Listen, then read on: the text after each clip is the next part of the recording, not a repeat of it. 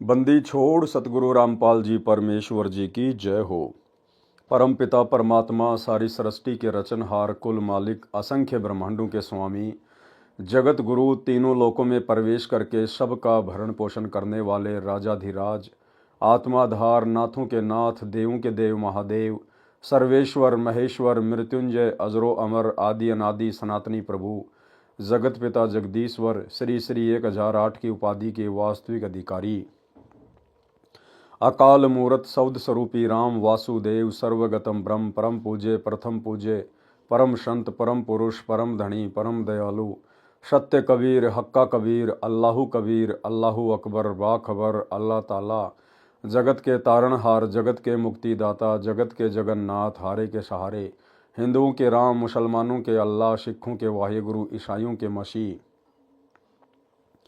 दया के सागर दया निधि करुणा के सागर करुणा निधि स्वयंभू परिभू संकट मोचन कष्ट हरण मंगल करण दुख भंजन अविगत कबीर निर्विकार निर्विषम परमात्मा अलय अलेख सतगुरु आदि अनादि सतगुरु असली मर्यादा पुरुषोत्तम असली राम असली कृष्ण असली घनश्याम असली मुरारी राजाओं के राजा महाराजाओं के महाराजा शहनशाहों के शहनशाह सम्राटों के सम्राट भगवानों के भगवान अल्लाहों के अल्लाह प्रभुओं के प्रभु मसीहाओं के मसीह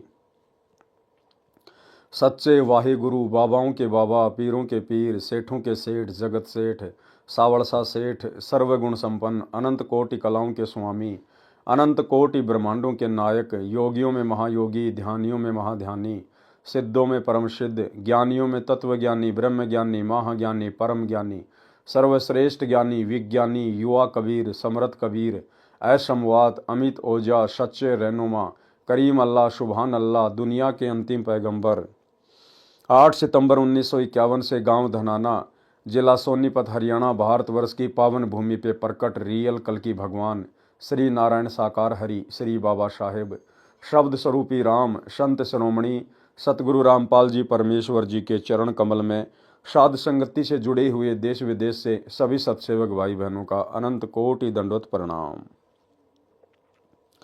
सत्साई भाई और बहनों, दया पूज्य गुरुदेव भगवान की सारी सृष्टि के रचनहार की सतगुरु रामपाल जी परमेश्वर जी की, जिनके विशेष आशीर्वाद से शुभ आशीर्वाद से आप और हम सभी सत्सेवक भाई बहन साध संगति से जुड़कर गुरुदेव के तत्व ज्ञान को आधार बनाकर अपनी आत्मा के कल्याणार्थ हेतु भक्ति मार्ग पर निरंतर आगे की ओर बढ़ रहे हैं। भाई और बहनों, पूज्य गुरुदेव जी के कर कमल से लिखित पवित्र ग्रंथ मुक्ति बोध के ऊपर वीडियो बनाने की श्रृंखला जारी है। इस श्रृंखला में आज हमारा ये 15वें नंबर का वीडियो है। प्रत्येक वीडियो में गुरुदेव भगवान के आशीर्वाद से हमें बहुत कुछ भक्ति मार्ग से संबंधित बातें समझने और सीखने को मिलती हैं, जो बातें आप और हमारा विश्वास बढ़ाती हैं, भक्ति मार्ग पर हमें आगे बढ़ने के लिए प्रेरित करती हैं। भाई और बहनों, फिलहाल गुरुदेव के कर कमल से लिखित मुक्ति बोध के ऊपर राजा भर्तरी और गोपी चंद के ऊपर वीडियो चल रहा है। बहुत सारी बातें हमने उन दोनों महापुरुषों के जीवन से सीखी हैं कि किस प्रकार से एक योग्य और सुयोग्य भगत बना जा सकता है, किस प्रकार से गुरुदेव के वचन पर दृढ़ता के साथ टिक कर हम गुरुदेव के चरणों में जगह बना सकते हैं, मोक्ष के अधिकारी बन सकते हैं। आज इसी कथा में हम आगे बढ़ेंगे। थोड़ा बहुत जो प्रकरण शेष रह गया था कल के वीडियो का, आज इस वीडियो में गुरुदेव भगवान के आशीर्वाद से हम पढ़ेंगे। अलवर शहर के राजा के किले में पत्थर ढोने की नौकरी करना। यानी गोपीचंद और भर्तरी ने अपने गुरुदेव गोरखनाथ जी से प्रार्थना की, क्योंकि उनको ज्ञान हो गया था कि भैया ये राजपाट तो 4 दिन का है, ये मनुष्य जन्म तो 4 दिन का है, मरने के बाद ना तो ये राजपाट रहेगा ना कुछ और कोई सुख रहेगा, और यदि मोक्ष नहीं हुआ इस मनुष्य जन्म में तो ये मनुष्य जन्म प्राप्त करने का कोई प्रयोजन नहीं रह जाएगा। तो दोनों ने कहा कि गुरुदेव हम ऐसा क्या करें, हमें ऐसी साधना बताओ जिससे कि हमारा जन्म मरण का रोग समाप्त हो जाए, इसी जन्म में हमारा पूर्ण मोक्ष हो जाए। तो गोरखनाथ जी ने उन दोनों को कहा कि अलवर के राजा का किला बन रहा है, तुम वहां जाकर निःशुल्क मजदूरी करो और अपना पेट भरने के लिए अलग से काम करना पड़ेगा। ये रास्ता बताया श्री गोरखनाथ जी ने पूर्ण मोक्ष प्राप्ति का। दोनों भक्तों को मजदूर बना दिया, मजदूर।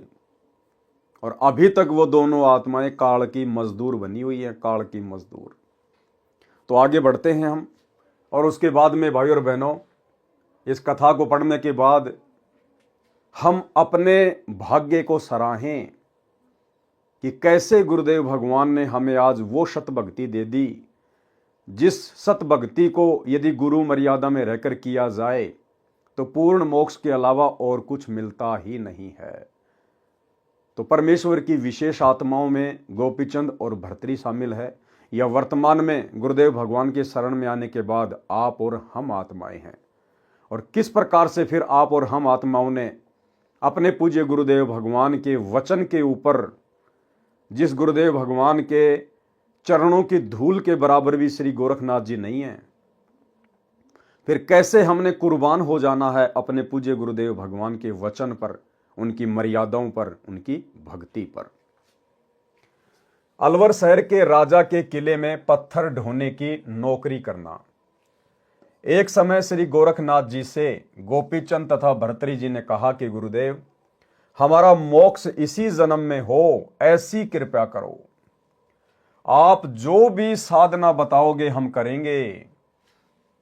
श्री गोरखनाथ जी ने कहा कि राजस्थान प्रांत में एक अलवर शहर है, वहां का राजा अपने किले का निर्माण करवा रहा है। तुम दोनों उस राजा के किले का निर्माण पूरा होने तक उसमें पत्थर ढोने का फ्री में कार्य करो। अपने खाने के लिए कोई अन्य मजदूरी सुबह शाम करो। भाई और बहनों, इसको कहते हैं भगत। भले ही गोपीचंद और भर्तरी ने पूर्ण मोक्ष प्राप्त करवाने वाली भक्ति नहीं की, भले ही गोपीचंद और भर्तरी का गुरु तत्वदर्शी नहीं था, पूर्ण सर्वशक्तिमान नहीं था, लेकिन उन भक्तों ने जिस कदर अपने गुरु को पूर्ण गुरु मानकर और पूर्णतया आजीवन उनके वचन में रहकर, मर्यादाओं में रहकर भक्ति की, जिस कारण से आज उन आत्माओं का लिस्ट में नाम है, महापुरुषों की लिस्ट में नाम है, परम भक्तों की लिस्ट में नाम है। क्या बताया गोरखनाथ जी ने कि अलवर के राजा के किले का निर्माण कार्य चल रहा है, आप दोनों वहां जाकर 12 वर्ष तक मजदूरी करो, पत्थर ढो, और अपने भोजन के लिए आपने अलग से काम करना पड़ेगा। इतनी कठिन तपस्या, लेकिन गोपीचंद और भर्तरी ने मुड़ के भी नहीं देखा, कोई सवाल जवाब नहीं किया और लग गए मजदूरी करने में। भाई और बहनों, अगर इस प्रकार की कोई सेवा यदि वर्तमान में ये पूर्ण परमेश्वर सतगुरु रामपाल जी भगवान अपने भक्तों को दे दे, कह दे, तो भाई और बहनों, भगत भाई बहन ढूंढने से भी नहीं मिलेंगे, ढूंढने से भी। ये परमेश्वर हमें सहज में भक्ति करवा रहे हैं, घर बैठा कर भक्ति करवा रहे हैं। सहज मार्ग बता दिया, ना किसी तीर्थ पे जाना, ना पहाड़ों पे चढ़ना, ना कोई तपस्या करना, ना घर को त्यागना, ना बच्चों को त्यागना, ना नौकरी को त्यागना, केवल बुराइयों को त्यागना है, बुराइयों को। और उसके बावजूद भी भगत भाई बहन इनकी नियम और मर्यादाओं में रहकर भक्ति नहीं कर पा रहे हैं, भक्ति से ज्यादा बकवाद करने में लगे हुए हैं। शतलोक आश्रम मैनेजमेंट हरियाणा, गुरुदेव का कलयुगी परिवार, स्टेट कोऑर्डिनेटर, शतलोक आश्रम संचालक, ये सभी आत्माएं वर्तमान में भक्ति से ज्यादा बकवाद कर रही हैं, क्योंकि इन्हें अपने गुरु की महत्वता का ज्ञान नहीं है, गुरु के वचन की महत्वता का ज्ञान नहीं है। क्यों? क्योंकि गुरु ने गोरखनाथ की तरह कोई कठोर साधना नहीं बताई, गुरु ने सहज मार्ग बता दिया। सहज मार्ग कि नाम उठत नाम बैठत नाम सोवत जागबे, और नाम खाते नाम पीते नाम सेती लागबे। लेकिन इन लोगों की आदत है कि जब तक हमारे को गोपीचंद और भर्तरी की तरह बैल नहीं बनाया जाए, गधा नहीं बनाया जाए, तब तक हम ये नाम नहीं जप सकते। तो परमात्मा ने इनकी वो इच्छा भी पूरी कर दी, और काल प्रेरणा से गुरुदेव के कलयुगी परिवार ने भक्तों को पत्थर ढोने की सेवा में लगा दिया। सतगुरु रामपाल जी भगवान ने देखा कि इन आत्माओं ने ज्ञान को तो आधार बनाया नहीं, अपने गुरु को तो समझा नहीं, ज्ञान की तो ये परख कर नहीं पाए, और इनके तो आदत है गधे और बैल की तरह मजदूरी करने की। तो परमेश्वर ने अंत में इनको वही मजदूरी दे दी। गुरुदेव का कलयुगी परिवार, उनके बेटा बेटी भाई बंधु रिश्तेदार, जो पहले से ही बरवाला कांड के पहले से ही मर्यादा तोड़कर काल की गोद में बैठे हुए थे, उस परिवार ने काल प्रेरणा से धर्म को अपना धंधा बना लिया। जगह जगह सतलोक आश्रम खोलने शुरू कर दिए और भक्तों को मजदूरी पे लगा दिया। मजदूरी पे, पत्थर ढोने में, मिट्टी ढोने में, सीमेंट ढोने में। और भगत लोग बड़े खुश होकर वो तपस्या करने में लगे हुए हैं, काल की बेगार करने में लगे हुए हैं। और कई बार जब हम इनसे सवाल जवाब करते हैं कि भाई ये भक्ति का समय है, क्यों अपनी अनमोल श्वासें, अपना अनमोल समय ये पत्थर ढोने में लगा रहे हो? अरे गुरुदेव ने घर घर आश्रम बना दिए, घर घर आश्रम। तुम इन आश्रमों में क्यों अपना पसीना बहा रहे हो व्यर्थ में? तो कहते नहीं, ये तो गुरु जी का आदेश है। अरे आदेश तो गोपी चंद और भर्तरी को दिया था गोरखनाथ जी ने, उसको कहते हैं आदेश। गोपी चंद और भर्तरी दोनों अपने गुरु जी के सामने जाके खड़े हुए थे, गुरु के समक्ष जाकर खड़े हुए और हाथ जोड़कर प्रार्थना की थी कि गुरु जी हमें ऐसी साधना बताओ जिससे इसी जन्म में हमारा पूर्ण मोक्ष हो जाए। तो उनके गुरु गोरखनाथ ने उनको अपने मुख कमल से अपने सामने खड़ा करके आदेश दिया था, आप लोगों को जो इन सतलोक आश्रमों में मजदूर बने हुए हैं, काल की बेगार कर रहे हैं, अरे आप भगत भाई बहनों को जो सीमेंट ढोने में लगे हुए हैं, पत्थर ढोने में लगे हुए हैं, आप लोगों ने कब इसार जेल में जाकर अपने गुरुदेव से आज्ञा प्राप्त करी? और कब आपके गुरुजी ने आपको आमने सामने होके आज्ञा दी कि बेटा सतलोक आश्रमों का काम चल रहा है, तुम वहां जाकर मजदूरी करो? ये तो तुम्हारा मनमाना आचरण है, तुम तो अंध भगत हो गुरुदेव के परिवार के, इन कोऑर्डिनेटरों के, ना कि अपने पूज्य गुरुदेव सतगुरु रामपाल जी भगवान के। अरे गोपीचंद और भर्तरी ने तो उस समय मजदूरी करनी शुरू करी जब उनके गुरु ने आमने सामने होकर उसको आदेश दिया। आप लोगों को कब आदेश दिया गुरुदेव भगवान ने? आपको तो गुरुदेव ने भक्ति का आदेश दिया है, सुमरण करने का आदेश दिया है, मर्यादाओं में रहने का आदेश दिया है, अपने घर बैठकर भक्ति करने का आदेश दिया है। ये मजदूरी तो तुमसे काल करवा रहा है, काल।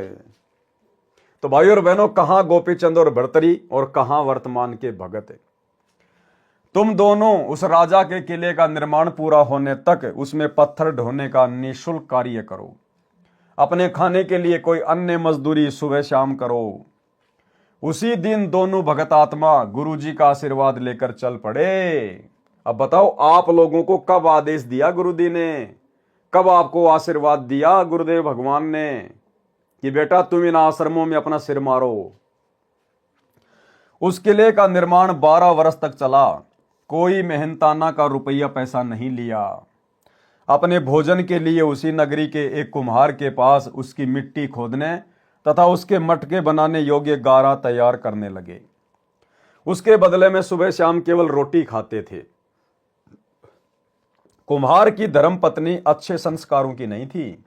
कुम्हार ने कहा कि 2 व्यक्ति बेघर घूम रहे थे, वे मेरे पास मिट्टी खोदने तथा गारा तैयार करते हैं, केवल रोटी की मजदूरी लेंगे। आज 3 व्यक्तियों का भोजन लेकर आना। मटके बनाने तथा पकाने वाला स्थान नगर से कुछ दूरी पर जंगल में था। कुम्हारी 2 व्यक्तियों की रोटी लेकर गई और बोली कि इससे अधिक नहीं मिलेगी। भोजन रखकर घर लौट आई। कुम्हार ने कहा कि बेटा इन्हीं में काम चलाना पड़ेगा। तीनों ने बांटकर रोटी खाई। कई वर्ष ऐसा चला। अंत के वर्ष में, यानी 12वें वर्ष में, अंत के वर्ष में तो केवल 1 व्यक्ति का भोजन भेजने लगी और तीनों उसी में संतोष कर लेते थे। इसको कहते हैं भगत। ज्यों राखूं त्यों ही रहूं हमरा के चारा, और खाने जाद खरीद हूं गुलाम तुम्हारा। इसको कहते हैं भगत, क्योंकि उनको अपने गुरु गोरखनाथ का वचन याद था कि बेटा राजा के किले में तो फ्री में मजदूरी करनी है और अपनी रोजी रोटी के लिए अलग से कोई काम धंधा करना पड़ेगा। भरपेट खाना भी नहीं मिला उनको 12 वर्ष तक, इसलिए आज उस गोपीचंद और भर्तरी का भक्ति इतिहास में नाम है। इसे कहते हैं गुरु वचन निभाना, गुरु के वचन पर कुर्बान हो जाना। और वर्तमान में सच्चा गुरु, सतवादी गुरु, तत्वदर्शी संत, पूर्ण ब्रह्म परमात्मा, परम अक्षर ब्रह्म, पार ब्रह्म मिल गया। और इनके वचनों को, इनकी मर्यादाओं को 90% संगत जो इन सतलोक आश्रमों से जुड़ी हुई है, पैरों के नीचे गारे की तरह रोंद रही है, गारे की तरह। गुरु की प्रत्येक मर्यादाओं का हनन कर दिया गया है। भक्तों को ना घर का छोड़ा ना घाट का छोड़ा। एक भी मर्यादा गुरुदेव की वर्तमान में इन आश्रमों में सुरक्षित नहीं है, एक भी मर्यादा। भाई कैसे मोक्ष पाओगे? किले का कार्य 12 वर्ष चला। कुम्हार ने अपने घड़े पकाने के लिए आवे में रख दिए, यानी 12वें वर्ष उसने अपने घड़े आवे में रख दिए। अंत के वर्ष की बात है। गोपीचंद तथा भर्तरी ने कुम्हार से आज्ञा ली कि पिताजी हमारी साधना पूरी हुई, अब हम अपने गुरु श्री गोरखनाथ जी के पास वापस जा रहे हैं। एक चीज का ध्यान रखना भाई और बहनों, हमने इन कथाओं से साथ में शिक्षा लेते हुए चलना है। जब गोपीचंद और भर्तरी की 12 वर्ष की गुरु आज्ञा वाली साधना पूरी हो गई तो उन्होंने कुम्हार से आज्ञा ली और क्या कहा? गोपीचंद तथा भर्तरी ने कुम्हार से आज्ञा ली कि पिताजी, आप और हम भगत भाई बहनों ने ये पिताजी शब्द अन्य किसी व्यक्ति के लिए प्रयोग नहीं करना है, क्योंकि हमने अपने पिताजी को भी भगत जी कहकर संबोधित करना है, भगत जी। अब हमें पता चल गया कि हमारा पिता केवल एक ही है, कबीर भगवान सतगुरु रामपाल जी। उनके अलावा हम किसी को पिताजी नहीं कह सकते। हमें पता चल गया सारी सृष्टि का बाप एक ही है, वो हाथ आपना रख दे सिर पर जिसने मान गुरु को बाप लिया। तो हमने अन्य किसी को पिताजी कहकर संबोधित नहीं करना। हमें पता चल गया रियल पिता कौन है। हमने अपने पिता को भी भगत जी कहकर संबोधित करना है। भगत की जुबान से अगर पिता शब्द निकले तो केवल अपने गुरुदेव भगवान के लिए निकले। गोपीचंद तथा भर्तरी ने कुम्हार से आज्ञा ली कि पिताजी हमारी साधना पूरी हुई, अब हम अपने गुरु श्री गोरखनाथ जी के पास वापस जा रहे हैं। मेरा नाम गोपीचंद है, इनका नाम भर्तरी है। उन्होंने 12 वर्ष तक अपना परिचय भी नहीं दिया, उनको असलियत नहीं बताई। 12वें वर्ष में जब वो चलने लगे, लास्ट के दिन में बताया कि मैं तो भर्तरी हूं और ये गोपीचंद है, क्योंकि वो वेल नोन थे, राजा थे, सबको पता था। लेकिन उन्होंने अपना परिचय भी नहीं दिया उस कुम्हार को 12 वर्ष तक। इनका नाम भर्तरी है। उस समय कुम्हार की पत्नी भी उपस्थित थी। मटकों की ओर एक हाथ से आशीर्वाद देते हुए दोनों ने एक साथ कहा, पिता का हेत माता का कुहेत। यानी जो कुम्हार था उसने तो हमें प्यार प्रेम से रखा, और जो वो कुम्हारी थी, जो माता थी, उसने हमारे को दोष दृष्टि से देखा, ईर्ष्या भाव से देखा। आधा कंचन आधा रेत, ये जो मटके जो आवे में है ना, ये आधे तो सोने के बन जाएं और आधे मिट्टी के रह जाएं, ये आशीर्वाद दे दिया। और 12 वर्ष की अपनी बनी बनाई भक्ति का सत्यानाश कर दिया। ये गलती आप और हमने नहीं करनी है, क्योंकि गोपीचंद और भर्तरी को तत्व ज्ञान नहीं था, उसको तत्वदर्शी संत प्राप्त नहीं था, जिस कारण से संपूर्ण आध्यात्मिक ज्ञान उन आत्माओं को प्राप्त नहीं हुआ कि काल के सूक्ष्म षड्यंत्र से कैसे बचा जाए। गोरखनाथ खुद काल के षड्यंत्र में, तो गोरखनाथ के शिष्य भला कैसे काल के षड्यंत्र से बाहर हो सकते थे। तो 12 साल तो उन्होंने गुरु वचन में रहकर कठिन तपस्या की, मजदूरी की, साधना की। वो उनकी भक्ति थी। और 12वें वर्ष उन्होंने अपनी भक्ति को खाली कर दिया उस कुम्हार को आशीर्वाद देके। अरे इससे अच्छा तो किसी इंसान को आशीर्वाद देते, किसी बीमार को आशीर्वाद देते, कम से कम स्वस्थ होता। उन मटकों को आशीर्वाद दे दिया, मिट्टी को आशीर्वाद दे दिया। काल ऐसे भक्ति की रोड़ मारता है। हालांकि हम भक्तों ने किसी व्यक्ति को भी आशीर्वाद नहीं देना, ना दुआ देना, ना किसी को बद्दुआ देना। दास तो केवल समझा रहा है कि अगर उन्होंने उस समय आशीर्वाद भी देना था तो किसी इंसान को देते। कोई बीमार होता तो कम से कम स्वस्थ हो जाता, अच्छा जीवन जीता, भगवान की भक्ति करता। मिट्टी को आशीर्वाद दे दिया, बताओ। तो भाई और बहनों, आप और हमने इस प्रकार की गलतियां इस भक्ति मार्ग पर वर्तमान में, इस मोक्ष के प्राइम टाइम में, शौपन में भी नहीं करनी है। हमने तो अपनी भक्ति को सुरक्षित रखना है। इस भक्ति के प्रेशर से और गुरु के आशीर्वाद से ही हम सतलोक जाएंगे। तो हमने स्वयं को पंचर नहीं होने देना है। उस समय कुम्हार की पत्नी भी उपस्थित थी। मटकों की ओर एक हाथ से आशीर्वाद देते हुए दोनों ने एक साथ कहा, पिता का हेत, माता का कुहेत, आधा कंचन यानी सोना और आधा रेत। ये वचन बोलकर दोनों चले गए। जिस समय मटके निकालने लगे तो कुम्हार तथा कुम्हारी दोनों निकाल रहे थे। देखा तो प्रत्येक मटका आधा सोने का था, आधा कच्चा था। हाथ लगते ही रेत बनने लगा। कुम्हार ने कहा, भाग्यवान, वे तो कोई देवता थे। तेरी त्रुटि के कारण आधा मटका रेत रह गया, मिट्टी की मिट्टी रह गई, आधा श्रवण का हो गया। कुम्हारी को अपनी कृतज्ञता यानी नालायकी का एहसास हुआ तथा रोने लगी।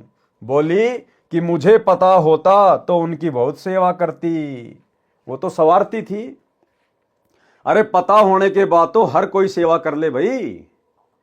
सेवा भाव तो उस समय देखा जाता है जब आप निस्वार्थ भाव से सामने वाले की पद पोस्ट को ना देखकर, उसकी धन संपत्ति को ना देखकर यदि आप उनकी सेवा करते हैं, उसे कहते हैं सेवा। अब सामने वाले के ठाट बाट को देखकर, उसकी हैसियत को देखकर तो हर कोई सेवा करता है भैया। तो कुमारी ने कहा कि अगर मुझे पहले पता होता तो मैं बहुत अच्छी सेवा करती उनकी। कबीर, करता था तब क्यों किया? जब उल्टे काम तू कर रहा था तो उस समय तूने क्यों किए वो? अब करके क्यों पछताए? बोवे पेड़ बबूल का आम कहां से होए? इस प्रकार गोपीचंद और भर्तृहरि जी अपने गुरु जी के वचन का पालन करके सफल हुए। इसको कहते हैं गुरु मर्यादा में रहकर शिष्य का भक्ति मार्ग पर दृढ़ता के साथ आगे बढ़ना। जो अमृतत्व उस साधना से मिलना था वह भी अटल विश्वास करके साधना करके हुआ।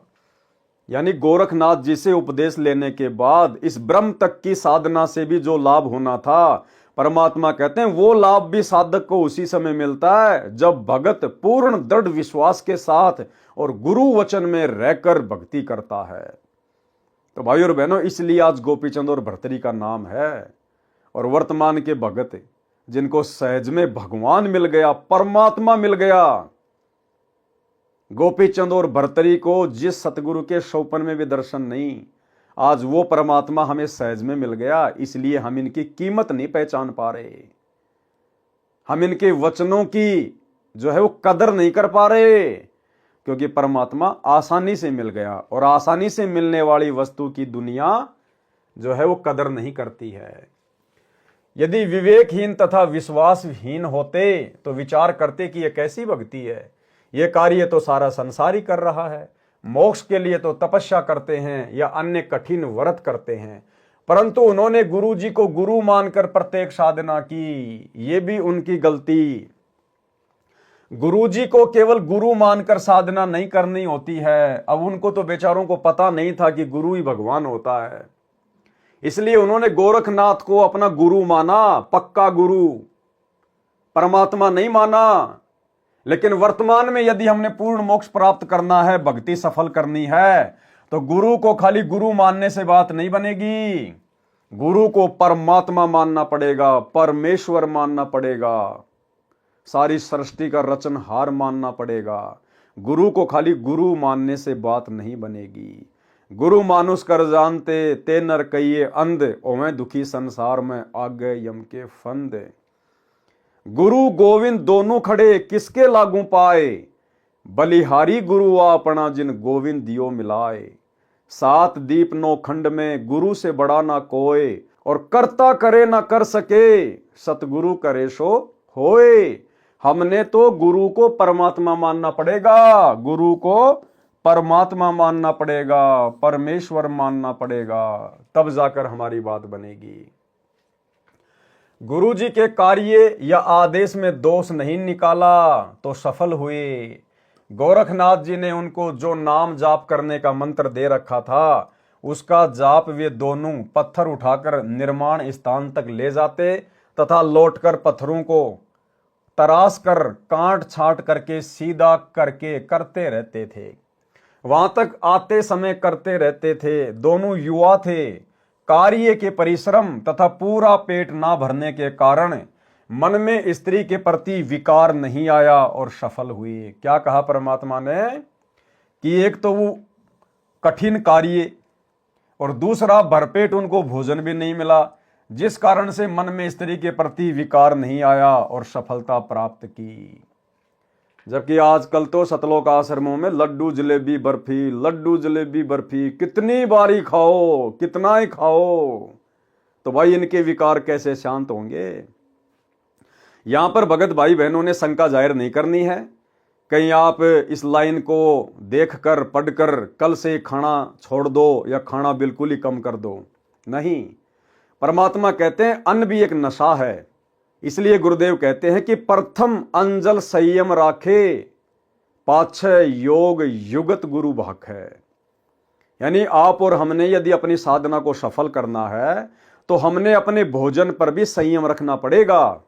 यानी आवश्यकता से ज्यादा भी नहीं खाना कि पेट फूला फूला रहे, बार बार उबासी आए, भक्ति में मन ही नहीं लगे, और इतना थोड़ा भी नहीं खाना कि बार बार हमारे को भूख याद आती रहे, पेट की आंतें मुसती रहे। परमात्मा कहते हैं उतना खाओ जितनी आवश्यकता है, जबरदस्ती पेट भर के मत खाओ, क्योंकि हम भगत हैं। हमने हर चीज के ऊपर संयम रख के चलना पड़ेगा, हर वस्तु के ऊपर संयम रख के, तब हमारी भक्ति सफल होगी। जैसे गीता जी में कहा ना कि अर्जुन, ये भक्ति ना तो बहुत ज्यादा खाने वाले की सफल होती है और ना बिल्कुल ना खाने वाले की सफल होती है। इसका मतलब हमने संयमित भोजन करना चाहिए, संयमित भोजन। कार्य के परिश्रम तथा पूरा पेट न भरने के कारण मन में स्त्री के प्रति विकार नहीं आया और सफलता पाई। गुरु एक वैद्य यानी डॉक्टर होता है, उसे पता होता है कि किस रोगी को क्या परहेज देना है, क्या खाने को बताना है। यानी पथ्य अपथ्य डॉक्टर ही जानता है।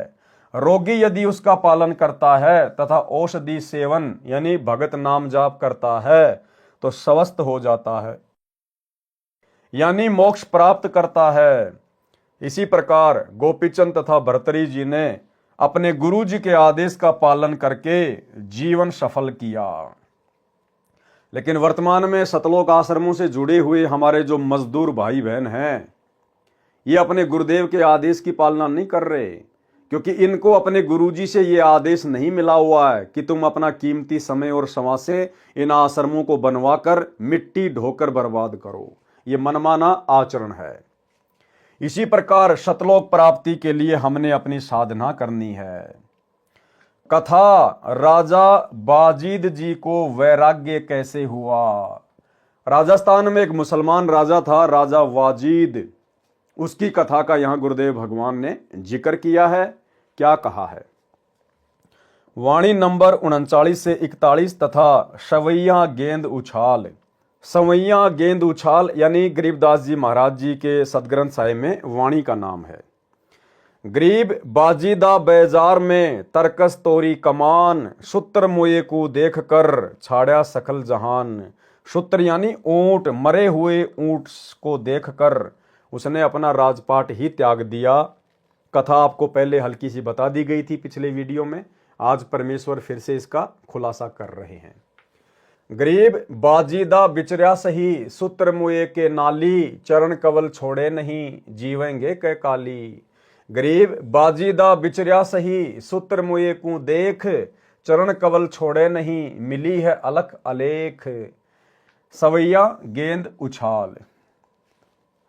बाजीद दुनी से ती बिचर्या, कादर कुर्बान संभार्या है। फंद टूट गया तब ऊंट मुआ, तां पकड़ी पलान उतार्या है। अरवा चली कहो कौन गली, धोरा पीरा अककारा है। कहीं पैर पियादा पालकियों, कहीं हस्ती का असवारा है।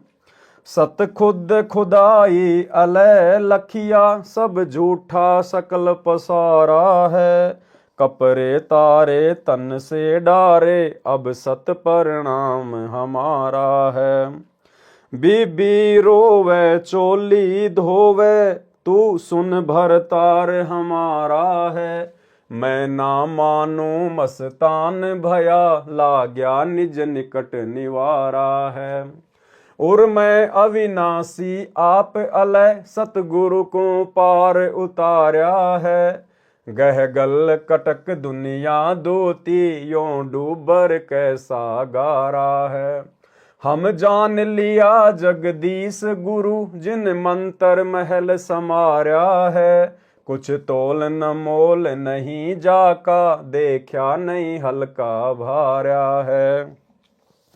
सुंदर रूप रुविवेक लख्या, चाख्या नहीं मीठा खारा है। गलतान समान समाये रहा, जहाँ पिंड ब्रह्मंड से न्यारा है। सुर संख समाधि लगाई रहे, देखा एक अजब हजारा है। कह दास गरीब अजब दरिया, झिलमिल वार न पारा है। आगे परमेश्वर क्या लिख रहे हैं? सरलार्थ कथा। एक बाजीद नाम का मुसलमान राजा था। एक समय अपनी राजधानी से अन्य शहर में जा रहा था। रेगिस्तानी क्षेत्र था, ऊंटों पर चलते थे, सैकड़ों अंगरक्षक थे। मंत्री तथा प्रधानमंत्री, धर्मगुरु तथा वैद्य भी साथ चले। सब ऊंटों पर चढ़कर चल रहे थे। आगे पर्वतों के बीच से घाटी से होकर जा रहे थे। ऊंट एक के पीछे एक चल रहा था। वह घाटी इतनी तंग थी कि एक ऊंट ही चल सकता था। उस घाटी में एक ऊंट गिर गया और गिरते ही मृत्यु को प्राप्त हो गया। राजा का काफिला रुक गया, क्योंकि बराबर से निकलने का स्थान नहीं था। आगे ऊंटों की लंबी पंक्ति थी। घाटी की लंबाई भी 3-4 किलोमीटर थी और यह घटना बीच में हो गई। राजा ने कहा कि मेरी आज्ञा बिना काफिला किसने रुकवाया है, उसे बुलाओ। मंत्रीगण गए और आकर कारण बताया। राजा वाजिद ने कहा कि मुझे दिखाओ, मेरी आज्ञा के बिना ऊंट कैसे मर गया। वो राजा था, उसको पता ही नहीं था इन सब बातों का, सांसारिक झमेलों का। तो उसने कहा कि मेरी आज्ञा के बिना ऊंट कैसे मर गया और कैसे लेट गया। राजा ने देखा कि आंख ठीक, नाक ठीक, कान भी ठीक, टांग, दुम, गर्दन सब ठीक है, फिर कहां से मर गया। धर्म पीर गुरुओं ने बताया कि हे राजन, जिस प्राणी का जितना समय परमात्मा ने निर्धारित कर रखा है, वह उतने समय तक ही संसार में रहता है, चाहे मानव है या अन्य प्राणी। वाजिद बादशाह ने गुरुजी से प्रश्न किया कि क्या मैं भी मरूंगा। गुरुजी ने कहा, हां जी, आप भी मरोगे।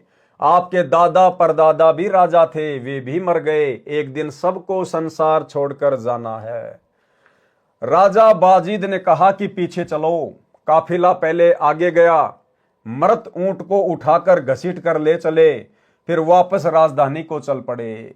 राजा बाजीद को झटका सा लगा कि मैं भी मरूंगा। फिर काहे का जीवन भाई, काहे का राजपाट, जब कुछ मेरे पास में सदा रहेगा ही नहीं, फिर जीकर क्या करना। और धर्मगुरु ने उसको बता दिया था कि इसका समाधान, अमर होने का समाधान केवल संतों के पास है। उसी समय काफिले को वापस राजमहल की तरफ मोड़ दिया कि चलो वापस। वैराग्य उत्पन्न हो गया। परमात्मा कहते हैं, एक कै चोट सिधारिया, जिन्हें गुरु मिलन दी आस। जिनको परमात्मा चाहिए होता ना, वो तो एक चोट में समझ जाते हैं। मालिक कहते हैं ज्ञान का और घाम का चमका सा ही होता है। राजा ने पूछा कि हे गुरुजी, फिर मानव जीवन का क्या लाभ है? गुरुजी ने बताया कि भगवान की भक्ति करके अमर हुआ जा सकता है। राजा ने घर आते ही राजशाही वस्त्र त्याग दिए, घर त्याग कर चल पड़ा। उसकी कई स्त्रियां रानियां थी, वे रोने लगी, हमारा क्या होगा, आप हमारे भरतार यानी हमारे पति हैं।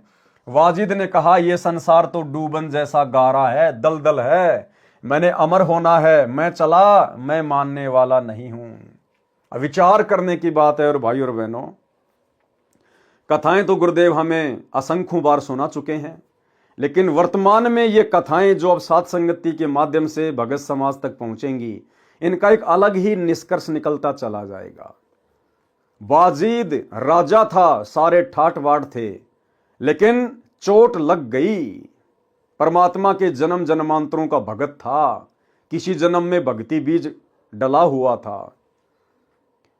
वैराग्य उत्पन्न हो गया, परमात्मा प्राप्ति के लिए राजपाट को छोड़कर चला गया। कुछ नहीं देखा कि मैं राजा हूं, मेरे पास इतने घोड़े हैं, इतनी घोड़ियां, इतने हाथी हैं, मेरे पास इतना धन है, इतनी संपत्ति है, इतनी मेरे रानियां हैं, सुंदर सुंदर स्त्रियां, सैकड़ों की संख्या में, हजारों की संख्या में राजा उस समय शादी विवाह किया करते थे। सब कुछ छोड़ छाड़ कर परमात्मा प्राप्ति के लिए घर से बाहर जंगल में चला गया। भाई और बहनों, यदि उन आत्माओं को उस समय सतगुरु मिल जाता, उनका तो बेड़ा पार था। राजा बाजिद को ना कोई सच्चा धर्मगुरु मिला, ना तत्व ज्ञान मिला, ना कोई मार्गदर्शन करने वाला मिला। इसके बावजूद भी ऐसी खटक लगी, राज्य त्याग दिया, हजारों स्त्रियां त्याग दी, संपत्ति त्याग दी। आज आप और हमें सच्चा गुरु मिल गया, सच्चा धर्म गुरु मिल गया, स्वयं परमात्मा ही है गुरुदेव भगवान, और सच्चा ज्ञान मिल गया, सृष्टि का सर्वोत्तम ज्ञान मिल गया। और आज आप और हम भगत भाई बहनों से अपने आत्म कल्याण के लिए एक स्त्री नहीं त्यागी जा रही, एक स्त्री। वर्तमान में स्त्री को त्यागने का मतलब है विषय वासनाओं से छुटकारा। औरत को नहीं त्यागना, औरत ने अपने पति को नहीं त्यागना, घर में रहना है, काम धंधा करना है, बच्चों का पालन पोषण करना है, भक्ति करनी है। औरत त्यागने का मतलब है विषय वासनाओं से छुटकारा प्राप्त करना, संभोग क्रिया से, काम वासना से छुटकारा प्राप्त करना। अरे जिनको आज भगवान मिल गया, सच्चा गुरु मिल गया, सतलोक का रास्ता मिल गया, सत भक्ति मिल गई, जो भक्ति चारों युगों में किसी को नहीं मिली। राजाओं ने राज त्याग दिए तो भी परमात्मा ने उनको कंप्लीट भक्ति नहीं दी। बलक बुखारे के बादशाह ने उस समय 16,000 रानियां त्याग दी तो भी परमात्मा ने कंप्लीट भक्ति का मार्ग नहीं दिया। और आज हमें सब कुछ मिल गया और हम केवल एक औरत को नहीं त्याग सकते, एक औरत अपने पति को नहीं त्याग पा रही, यानी विषय वासनाओं से छुटकारा प्राप्त नहीं कर पा रहे। फिर भला हम कैसे मोक्ष प्राप्त करेंगे भाई? और बार बार गुरु जी कहते हैं, और नित्य नियम के अंदर गुरुदेव ने जिन जिन वाणियों का समावेश किया है वो हमारे लिए विशेष तौर पर मानने योग्य हैं, यानी उनका तो हमने दृढ़ता से पालन करना पड़ेगा। गरीबदास जी के ग्रंथ साहिब में से, जिसमें 24,000 वाणियां हैं, उनमें से परमात्मा ने विशेष वाणियों को चुन चुन के नित्य नियम की पुस्तक में शामिल किया है। वो हमारे लिए विशेष तौर पर आज्ञा मानने योग्य हैं। और परमात्मा कहते हैं, कामी क्रोधी लालची इनसे भक्ति ना होए, और भक्ति करे कोई शूरमा जाति वर्ण कुल खोए। तो भाई वर्तमान में भगत भाई बहन, चाहे किसी को प्रथम नाम है, चाहे सतनाम है, चाहे सार नाम है, चाहे किसी ने सार शब्द ले रखा है, आज वर्तमान में गुरुदेव के ज्ञान आधार से आप और हम भगत भाई बहन कहां खड़े हैं? क्या हम मोक्ष प्राप्त करने के योग्य हैं? क्या हम मोक्ष प्राप्ति की लाइन में खड़े हैं? क्या हम इस कदर भक्ति मार्ग पर तैयार हैं कि किसी भी समय मेरा गुरु विमान लेकर आ जाए और कहे कि बेटा चल सतलोक, तो क्या मैं सब चीजें छोड़ चुका हूं? यानी आत्मिक रूप से क्या मैं इन बकवादों को त्याग चुका हूं? भाई जब तक शरीर है तब तक रहना तो इसी संसार में है, घर में ही रहना है, थोड़ा बहुत संपत्ति भी चाहिए, हर चीज की आवश्यकता है। लेकिन आत्मिक रूप से गुरुदेव के तत्व ज्ञान को आधार बनाकर 21 ब्रह्मांड को असार समझकर, फीका समझकर, क्या मैं यहां की धन दौलत संपत्ति, परिवार, मोह ममता, स्त्री मोह, क्या मैं इन सब चीजों से दूर हो चुका हूं? क्या मैं अपने गुरु के सामने सर उठाकर बात करने योग्य हूं? क्योंकि मेरे गुरुदेव ने मुझे बताया कि बेटा भगत तो उस समय बनेगा जब तू भग का पीछा छोड़ेगा। भग यानी स्त्री योनि। गुरुदेव कहते हैं भग भोग्या भग उपजय, भग से बचा न कोई, जो कोई भग से बचा भगत कहावै सोई। तो भगत ने विचार करना पड़ेगा, चिंतन करना पड़ेगा, क्या मैं सच्चे गुरु का सच्चा शिष्य कहलाने के योग्य हूं? भाई अगर गुरु सच्चा है तो शिष्य भी सच्चा ही बनना पड़ेगा। खाली शिष्य बनने से, भगत बनने से बात नहीं बनेगी। अगर भगवान सच्चा है तो भगत भी सच्चा बनना पड़ेगा। और सच्चा भगत उसी समय बना जा सकता है जब हम यहां की हर प्रकार की बकवादों से अपने आप को फ्री कर लेंगे। तो वर्तमान में हम सतलोक जाने के लिए कितने तैयार हैं, ये भगत भाई बहनों ने गुरुदेव के ज्ञान को आधार बनाकर स्वयं ही अपना निर्णय करना पड़ेगा। बाजिद जी ने तो हजारों स्त्रियों को एक झटके में त्याग दिया। राजा का राज्य कितना विशाल होता है, कितनी संपत्ति होती है उसके पास में। उस समय राजाओं के पास एक हाथी यानी एक मर्सिडीज गाड़ी, राजा के पास एक हाथी का मतलब है एक मर्सिडीज गाड़ी। हजारों हजारों हाथी होते थे। इब्राहिम सुल्तान के पास तो 18 लाख घोड़े थे, 18 लाख गाड़ियां, और एक झटके में ठोकर मार दी, एक झटके में। ऐसी आत्माएं मोक्ष प्राप्त करती हैं, उसको कहते हैं त्यागना, वैराग्य धारण करना। राजा ने घर आते ही राजशाही वस्त्र त्याग दिए। अब ये तो उसकी अपनी सोच थी, बाकी वस्त्र चाहे कैसे पहनो अगर भक्ति सही है तो। राजा ने घर आते ही राजशाही वस्त्र त्याग दिए, घर त्याग कर चल पड़ा। घर इसलिए त्यागा क्योंकि उसको कोई सच्चा मार्गदर्शक नहीं मिला। अगर कोई सच्चा गुरु मिलता, तत्वदर्शी संत मिलता, तो कहता बेटा भक्ति मार्ग सही पकड़, गुरु सच्चा पकड़, और अपना राज भी कर, न्याय कर, किसी को दुखी मत कर, जनता पे फालतू में आवश्यकता से ज्यादा टैक्स मत लगा, और बेटा अपना राज भी कर, अपनी भक्ति भी कर। उसको घर छोड़ना ही नहीं पड़ता। लेकिन उसको मार्गदर्शक सही नहीं मिला था, घर त्याग कर चल पड़ा। उसकी कई स्त्रियां यानी बहुत सारी औरतें, वे रोने लगी, हमारा क्या होगा, आप हमारे भरतार यानी पति हैं। बाजिद ने कहा यह संसार तो डूबने जैसा दलदल है, मैंने अमर होना है, मैं चला, मैं मानने वाला नहीं हूं। अब ये शब्द हमें अच्छे से समझ में आएगा परमात्मा का। बाजिद दुनी से ती बिचर्या, कादर कुर्बान संवार्या है। यानी बाजिद को दुनिया की हकीकत समझ में आ गई कि ये तो डूबन जैसा गा रहा है। जब तक वो कादर भगवान नहीं मिलेगा तब तक बात नहीं बनेगी। फंद टूट गया तब ऊंट मुआ, ता पकर पलान उतारा है। उस ऊंट के मरने के कारण बाजिद का जीवन पलट गया। जीवन अरवा चली कहो कौन गली, धोरा पीरा अककारा है। धोला पीला या काला है, कहीं पैर पियादा पालकियों, कहीं हस्ती का असवारा है। पालकियों से नीचे पैर नहीं रखता था बाजिद, इतना धनी राजा था, इतनी बड़ी हस्ती थी उसकी, लेकिन निकल गया घर से। सत खुद खुदाई अलय लखिया, सब झूठा सकल पसारा है। कपड़े तारे तन से डारे, अब सत परिणाम हमारा है। घर पे आके अपने राजशाही जो कपड़े थे वो त्याग दिए और अपनी औरतों को और सबको हाथ जोड़ के प्रणाम किया कि भैया हम तो चले परमात्मा प्राप्ति के लिए। बीबी रोवे चोली धोवे, तू सुन भरतार हमारा है। औरतें कहने लगी, उसकी रानियां, बीवी यानी रानियां, रोने लगी।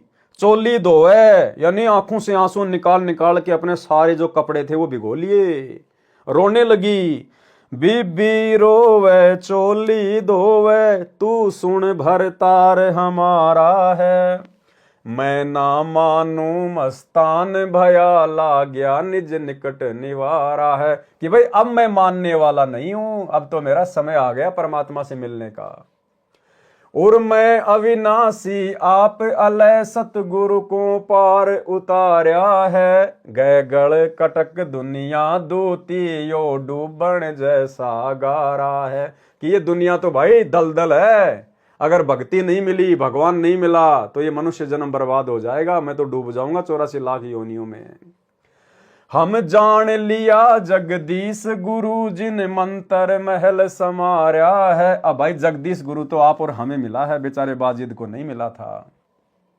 लेकिन जैसा भी उसको ज्ञान हुआ, जैसा भी उसको कोई गुरु मिला, परमात्मा ही आए किसी न किसी रूप में और मालिक ने उसको भक्ति पे लगाया उस समय। हम जान लिया जगदीश गुरु, जिन मंत्र महल समार्या है। जिन्होंने मुझे भक्ति की मंत्र देकर मेरे इस महल को, मेरे इस जो है उस शरीर को उन्होंने संवार दिया। कुछ तोलन मोल नहीं जाका, देखा नहीं हल्का भारा है। उस परमात्मा का कोई तोड़ नहीं, कोई उसका मोल नहीं, यानी उसकी शक्ति का, उसकी समर्थता का कोई वारन पार नहीं। सुंदर रूप विवेक लख्या, चाख्या नहीं मीठा खारा है। गलतान समान समाये रहा, जा पिंड ब्रह्मंड से न्यारा है। सुर संख समाधि लगाए रहे, देखा एक अजब हजारा है। कह दास गरीब अजब दरिया, झिलमिल वार न पारा है। यानी उस समय वो काल की भक्ति पे लगा रहा। परमात्मा ने उसको, उसके वैराग्य को देखकर उसको संभाला परमात्मा ने किसी अन्य साधु के रूप में आकर, और उसको भक्ति पे लगाया उस समय। आगे क्या लिखा मालिक ने? बुढ़िया और बाजिद की कथा। फिर आगे राजा बाजिद के साथ में क्या घटना घटित होती है, काल ने कैसे उसकी भक्ति को ठग लिया।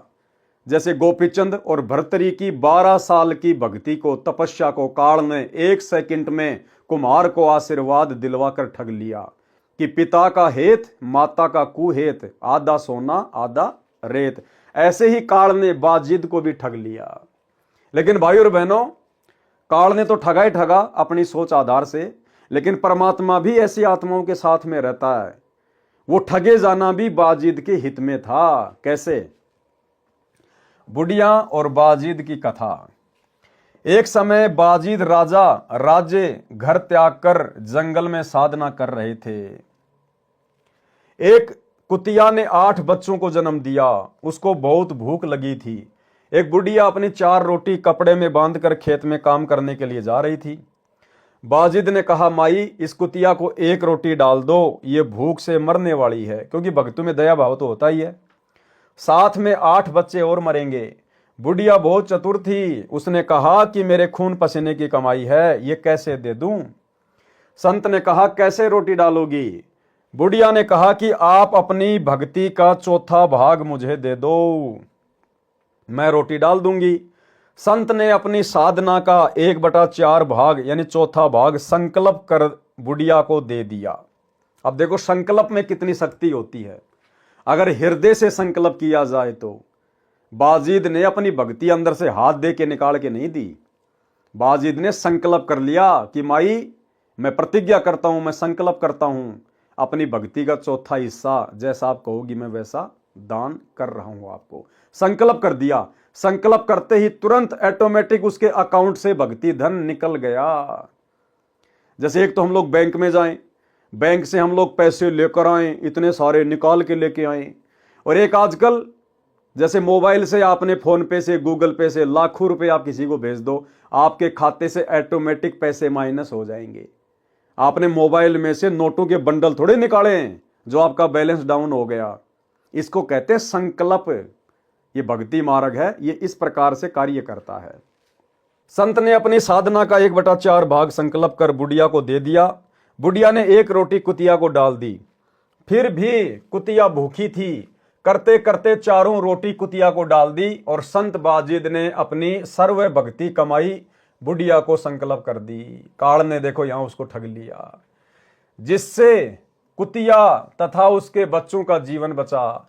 रोटी देने से माई को भक्ति की कमाई प्राप्त हुई और बाजिद जी भक्ति पुण्यहीन हो गया, परंतु कुतिया और उसके बच्चों को जीवन दान देने के कारण स्वर्ग प्राप्ति हुई। अब स्वर्ग को क्या चाटेगा भाई।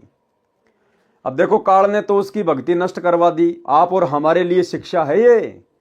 आप और हम भगत भाई बहनों ने इस प्रकार से बिल्कुल भी अपनी भक्ति को संकल्प नहीं करना है, किसी को आशीर्वाद नहीं देना।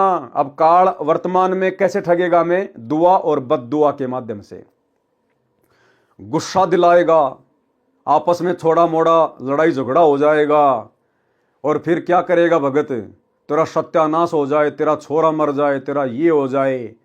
भगत के मुंह से इस प्रकार के शब्द यदि निकल गए, इसका मतलब आपने उसको बद्दुआ दे दी, आपने अपनी भक्ति को संकल्प कर दिया। अगर आपने किसी को आशीर्वाद दे दिया कि ये भगवान उसका छोरा बच जाए, हे भगवान मेरा तो एक ही भांजा है, हे भगवान हॉस्पिटल में है, हे परमात्मा मेरी उम्र उसको लग जाए, इस प्रकार से कहते ही तुरंत आपका बैलेंस फोन पे की तरह तुरंत आपके वहां से बाहर निकल जाएगा। तो वर्तमान में काल हमें इस प्रकार से ठगेगा, दुआ और बद्दुआ के माध्यम से। तो हम भगत भाई बहनों ने अपना मुंह बंद रखना है। हम भक्तों के शब्दों की कीमत है, आम दुनिया से लाखों गुना ज्यादा कीमत हम भक्तों के शब्दों की है। इसलिए परमात्मा कहते हैं तीर कमान से और बात जुबान से सोच समझ के निकालनी चाहिए। एक बार निकाल दी फिर वापस नहीं आएगी। तो भक्तों ने किसी को दुआ नहीं देनी, चाहे कोई कैसा ही, चाहे वो खुशी का माहौल हो, आपको चाहे कितनी प्रसन्नता हो, कितना ही खुशी हो। भगत ने किसी को भी आशीर्वाद नहीं देना, दुआ नहीं देना, किसी के अच्छे की कामना नहीं करना, good morning, good afternoon, good evening नहीं बोलना। और कोई कितना ही दुखी हो, कितना ही परेशान हो, वो अपने कर्मों से परेशान है, हमने आशीर्वाद नहीं देना, उसके भले की नहीं सोचनी। अगर उसके भले की सोचनी है तो परमात्मा का ज्ञान बता दो, परमात्मा से जुड़ने की विधि बता दो, भक्ति पे लगने की विधि बता दो। इससे अच्छा भला और कोई उसका नहीं कर पाएगा। तो हम भक्तों ने सावधान रहना। दूसरा भाई और बहनों, क्योंकि बाजिद ने बहुत ज्यादा साधना की थी, तपस्या की थी, इतना त्याग, इतना वैराग्य, राजपाट छोड़ दिया, घर बच्चे छोड़ दिए, तो भक्ति तो उसकी बननी थी, जैसी भी थी। अगर परमात्मा उसको पंचर नहीं करवाते तो इस कलयुग की पिछली पीढ़ी में बाजिद वर्तमान में गुरुदेव भगवान की शरण में नहीं आ पाता। उसके पास इतना भक्ति धन होता, वो स्वर्ग में कई युगों तक रहता। तो परमात्मा ने उस आत्मा को इस कलयुग की पिछली पीढ़ी में मौका देना था, इसलिए मालिक ने उसको वहीं पंचर करवा दिया और केवल उतनी भक्ति रखी जिस भक्ति के प्रतिफल में कलयुग की पिछली पीढ़ी में परमात्मा उसको स्वर्ग से पकड़कर इस समय मानव जन्म दे सके। जैसे त्रेता युग में जब राजा जनक विमान में बैठ के बैकुंठ जा रहा था तो रास्ते में काल ने उसको ठग लिया। 12 करोड़ आत्माएं नरक में हाहाकार कर रही थी, चीख रही थी, चिल्ला रही थी। राजा दयालु था, विमान वहीं रोक दिया और कहा भैया जब तक इनको नरक से बाहर नहीं निकालोगे मैं आगे नहीं बढ़ूंगा। मना किया लेकिन नहीं माना, हट पकड़ गया। काल तो यही चाहता था। अंत में धर्मराज ने उसको समाधान बता दिया कि आप अपने आद्य पुण्य संकल्प कर दो, इनको सबको बाहर निकाल देंगे। उसने तुरंत अपने आद्य पुण्य संकल्प कर दिए राजा जनक ने, क्योंकि त्रेता युग में बहुत ज्यादा दान पुण्य वो किया करता था। सैकड़ों गायें पंडितों को दान किया करता था। राजा संतों का आदर किया करता था और विष्णु का सत उपासक था। परमात्मा भी आके मिले उसको विष्णु रूप में, तो भक्ति बहुत थी उसके पास में। तो राजा जनक से काल ने आद्य पुण्य संकल्प करवा दिए और सभी आत्माओं को काल ने नरक से निकालकर जब तक राजा जनक के द्वारा संकल्प किए गए पुण्य उन आत्माओं के पास में रहेंगे तब तक वो स्वर्ग में रहेंगी। अब आधे पुण्य 12 करोड़ आत्माएं, उनके हिस्से में कितने का आएंगे? कोई 1 साल का स्वर्ग ले लो, 2 साल का ले लो। उसके बाद फिर उन आत्माओं को नीचे नरक में पटका जाएगा। यानी उनको तो अपना जो कर्म था वो भोगना ही भोगना था, लेकिन राजा जनक को काल ने ठग लिया। अब उसमें भी भाई और बहनों परमात्मा की मर्जी थी, क्योंकि राजा जनक नानक वाली आत्मा थी। परमात्मा ने उसका बेड़ा पार करना था, इस कलयुग की पिछली पीढ़ी में उसको मनुष्य जन्म देना था। तो परमेश्वर को मालूम था कि इसके पास इतने पुण्य हैं, अगर इसको पंचर नहीं करवाया गया तो काल इसको स्वर्ग से नीचे नहीं आने देगा और ये कलयुग की पिछली पीढ़ी वाला समय निकल जाएगा। तो परमात्मा ने उसके उतने ही वो पुण्य संकल्प करवाए कि बस जब तक वो कलयुग की पिछली पीढ़ी वाला समय नहीं आता है तब तक ये अपने पुण्य ऊपर भोगेगा, और जब इसके पुण्य समाप्त होने होंगे उस समय ये समय आ जाएगा भक्ति का, उस समय फिर इसको नीचे पटक दिया जाएगा। लेकिन भाई और बहनों, वर्तमान में हमने बिल्कुल भी ऐसी गलती नहीं करनी है। वर्तमान में तो हमने अपनी भक्ति को हर प्रकार से सुरक्षित रखना है, चाहे कोई नरक में चीखो, चाहे कोई धरती पे चीखो। परमात्मा का रास्ता बता दो, गुरुजी से जुड़ने का मार्ग बता दो।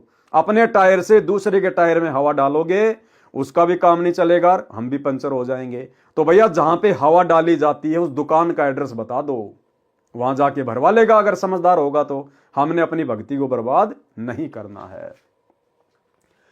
पतिव्रता के अंग का सरलार्थ, पतिव्रता का भावार्थ पूर्व में सारांश में बता दिया गया है। यानी कल जो वीडियो चला था 14 नंबर, उसमें पतिव्रता के विषय में बहुत सारी बातें गुरुदेव के आशीर्वाद से हो चुकी हैं। अब जो वाणियां हैं पतिव्रता के अंग की, उन वाणियों को गुरुदेव ने लिखा है और हल्का हल्का उनका सरलार्थ किया है। गरीब पतिव्रता तिन जानिए नाही आन उपावे, एक मन एक दिशा छोड़े भक्ति न भावे। पतिव्रता उसी को कहते हैं जो केवल अपने एक इष्ट, अपने एक गुरु को ही अपना सर्वस्व माने, अन्य किसी को भी ना पूजे। ना ही आन उपाव, आन उपाव माने किसी अन्य की उपासना, यानी अन्य को परमात्मा मान के ना पूजे। गरीब पतिव्रता सो जानिए नाही आन उपावे, एक मन एक दिशा दूजा नहीं लगावे। अपने गुरु के अलावा किसी और से लगाव नहीं होना चाहिए इष्ट रूप में। गरीब पतिव्रता सो जानिए माने पीव की आन, दूजे से दावा नहीं एक दिशा ध्यान। दूसरे की तरफ हमने ध्यान ही नहीं करना कि हमारे गुरु के अलावा कोई और भी भगवान है, कोई और भी कोई कबीर जी है, सपने में भी नहीं सोचना है। गरीब पतिव्रता सो जानिए माने पीव की कान, पीव भावे सोई करे बिन आज्ञा नहीं खान। यानी हमारा गुरु, हमारा पति जो मर्जी करे, हमने उसकी तरफ नहीं देखना। गुरु ने हमें क्या आज्ञा दी है, बिन आज्ञा नहीं खान। हमारा गुरु क्या कर रहा है, हमारा गुरु भले शराब पी रहा है, मांस खा रहा है, कोई भी उल्टा काम कर रहा है, हमने उसकी तरफ नहीं देखना। हमने गुरु की जो करनी है उसकी तरफ नहीं देखना। अगर गुरु समझ में आ गया तो, ज्ञान समझ में आ गया तो, गुरु ने हमें किस प्रकार से भक्ति मार्ग पर रहने की, खाने की, पीने की आज्ञा दी है, हमने उस हिसाब से आगे बढ़ना है। गुरु को नहीं देखना गुरु क्या कर रहा है, हमारे लिए क्या आज्ञा है, हमने उस हिसाब से आगे बढ़ना है। गरीब पतिव्रता सो जानिए माने पीव की कान, पीव भावे सोई करे। पीव यानी परमात्मा जो चाहे सो करे, बिन आज्ञा नहीं खान। लेकिन भगत ने तो केवल आज्ञा का पालन करना है। गरीब पतिव्रता सो जानिए चरण कमल में ध्यान। पतिव्रता वही है जो अपने गुरु के चरण कमल में ध्यान रखे। भाई जब गुरु के चरण कमल में ध्यान रखना है तो फिर ये क्या है, एक पलक भूले नहीं आठों वक्त अमान। एक पलक भूले नहीं, भाई अपने गुरु को एक पलक भी नहीं भूलना, तो फिर इनको याद करने के लिए तो समय नहीं रहा, इनको याद करने का तो फिर कोई स्थान ही नहीं है। एक पलक भूले नहीं आठों वक्त अमान, और आठों पहर शांति में रहे।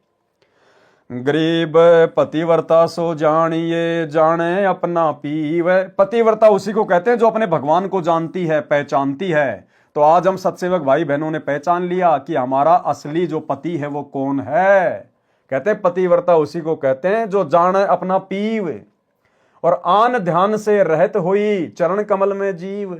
आन ध्यान से किसी और की पूजा पाठ ना करे, आन उपासना ना करे। गरीब पतिव्रता सोई लखो जाने अपना कंत।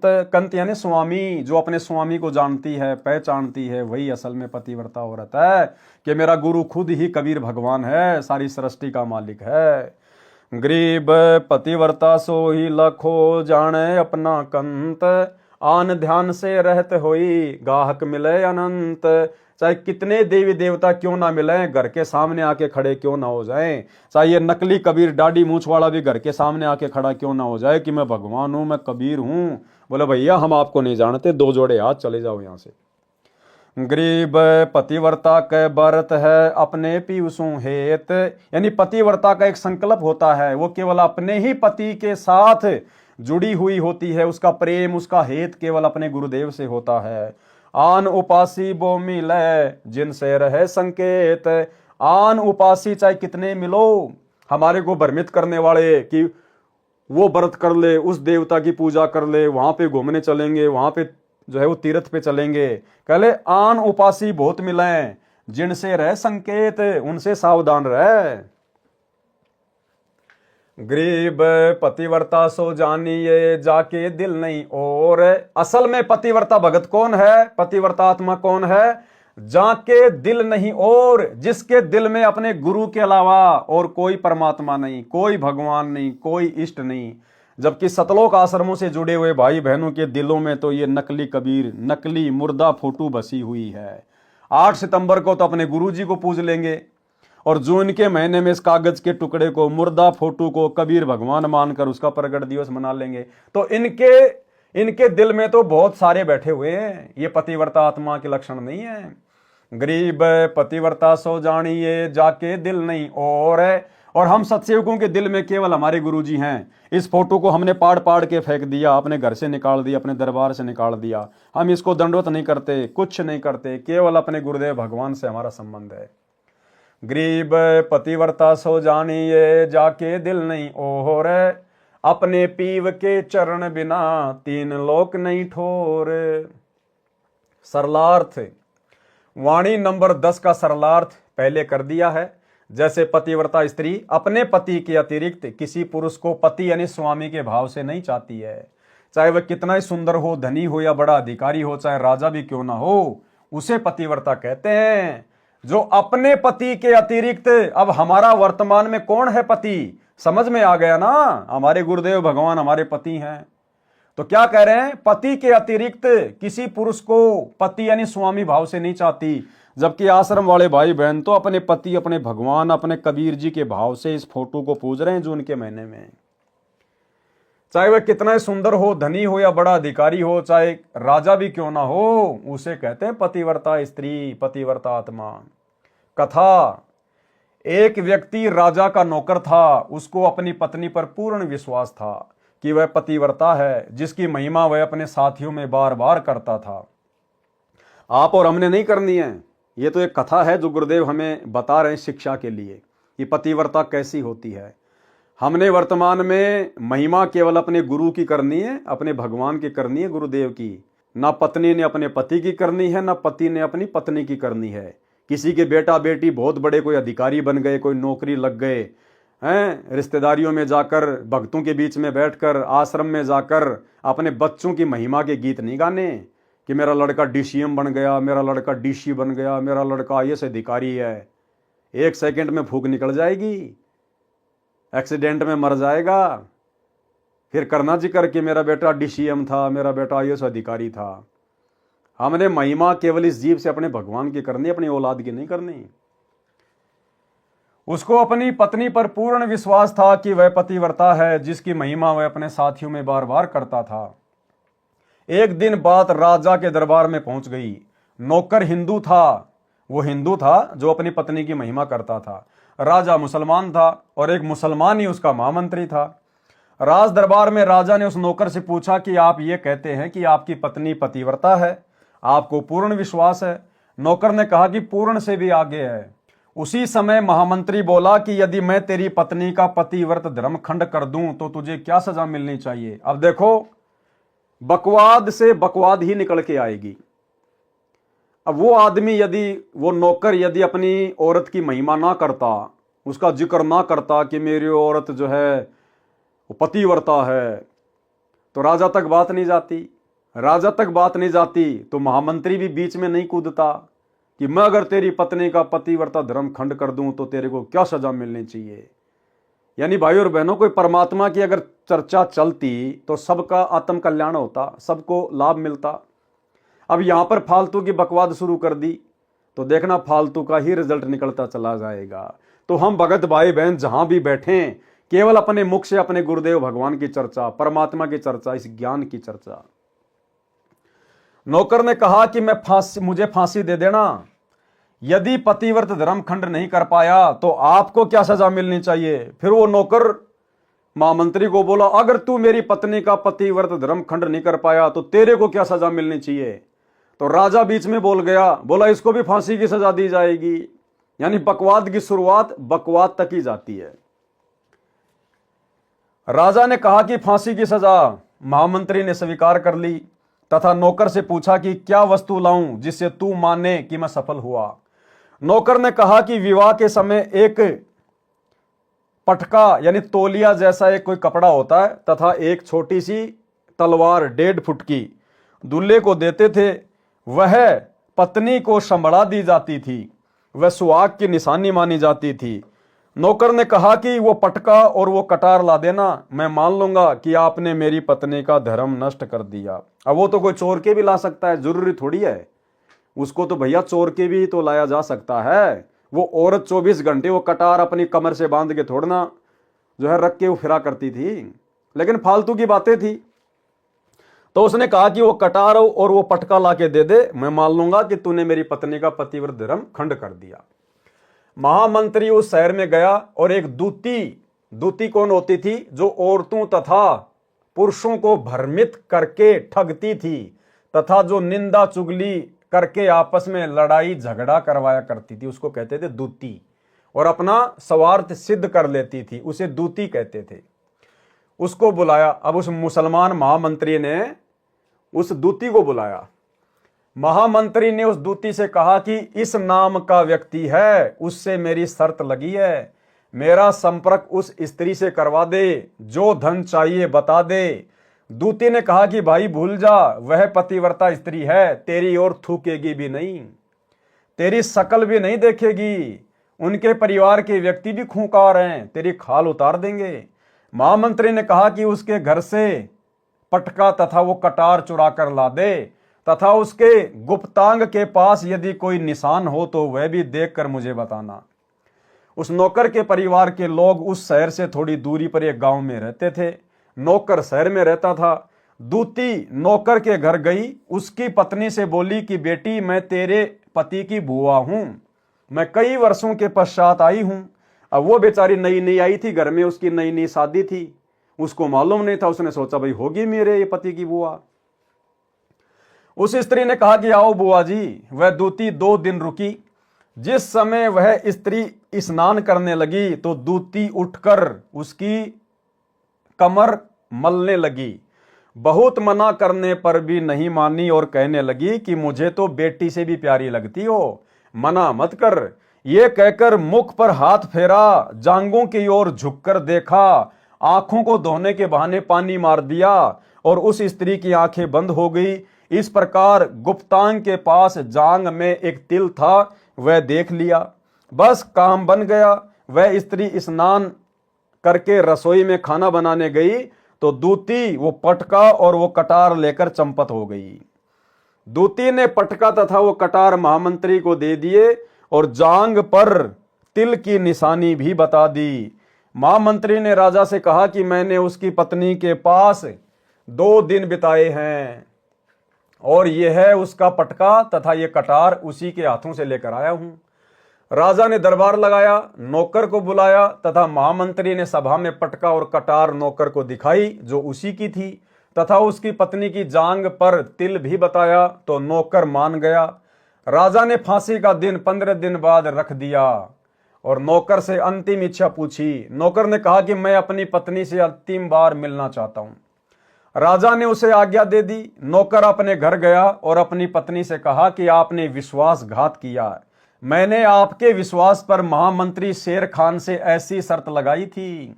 ध्यान रखना भाई और बहनों, बहुत गहरी बात है। क्या कहा उस नौकर ने कि मैंने आपके विश्वास पर, किसके विश्वास पर? वो अपनी पत्नी को कह रहा है कि मैंने आपके विश्वास पर और महामंत्री शेर खान से ऐसी शर्त लगाई थी। इसी प्रकार भाई और बहनों, वर्तमान में काल और परमात्मा दो ही शक्तियां हैं, काल और दयाल। वर्तमान में आप और हमें गुरुदेव भगवान ने क्या बताया कि जब प्रथम बार परमात्मा जोगजीत का रूप बनाकर काल के 21वें ब्रह्मांड में ऊपर तपतशिला पर आए तो दोनों में कुछ एग्रीमेंट हुए थे। और काल ने कहा था कि परमात्मा जो आपका ज्ञान समझे, जो आपकी मर्यादा में रहे, उसी को लेके जाना, बाकी मेरे लिए छोड़ देना। तो परमात्मा ने भी उसको छूट दे दी थी कि भैया जो पतिव्रता आत्मा होगी उसको तू छू भी नहीं पाएगा, और तू जितना मर्जी कोशिश कर लेना, जो मेरा होगा उसका तो तू बाल विवाह का नहीं कर पाएगा। गरीब कच्चा हीरा कृच हो नहीं सह घनमार, ऐसा ये मन हो रहा है तो लेखा ले करतार। तो इसी प्रकार भाई और बहनों, काल और परमात्मा की शर्त लगी हुई है। ये वर्तमान समय परीक्षा का समय है। परमात्मा ने ज्ञान और ध्यान देने में कोई कमी नहीं छोड़ी, समाधान करने में कोई कमी नहीं छोड़ी। 20 साल तक सत्संग कर करके हमें ज्ञान के रंग में रंग कर उसके बाद हिसार जेल में जाके बैठे परीक्षा लेने के लिए, और काल को स्वतंत्र छोड़ दिया परमात्मा ने कि भैया जो मेरा होगा उसका तू बाल विवाह का नहीं कर पाएगा।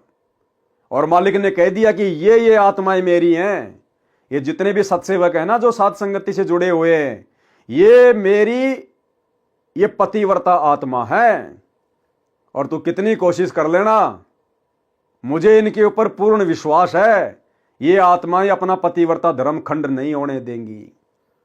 तो भाई और बहनों, वर्तमान में परमात्मा ने, सतगुरुदेव भगवान ने काल के साथ में शर्त लगाई हुई है अपनी पतिव्रता आत्माओं के विश्वास पर।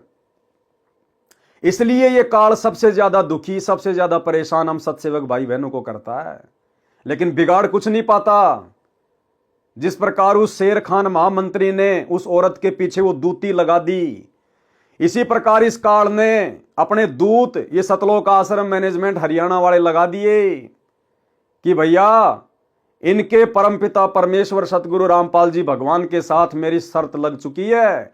अगर मैं शर्त हार गया तो 1000 साल के लिए मेरे को फांसी लग जाएगी।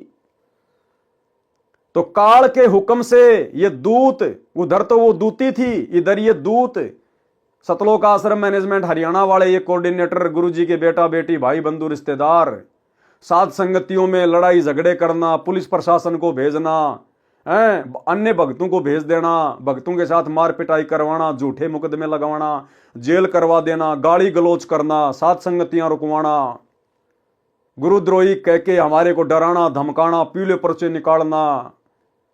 तो ये दूत छोड़ रखे काल ने अपने, क्योंकि काल को पता अगर तू हार गया तो तेरे को 1000 साल के लिए परमात्मा जमीन में गाड़ देगा।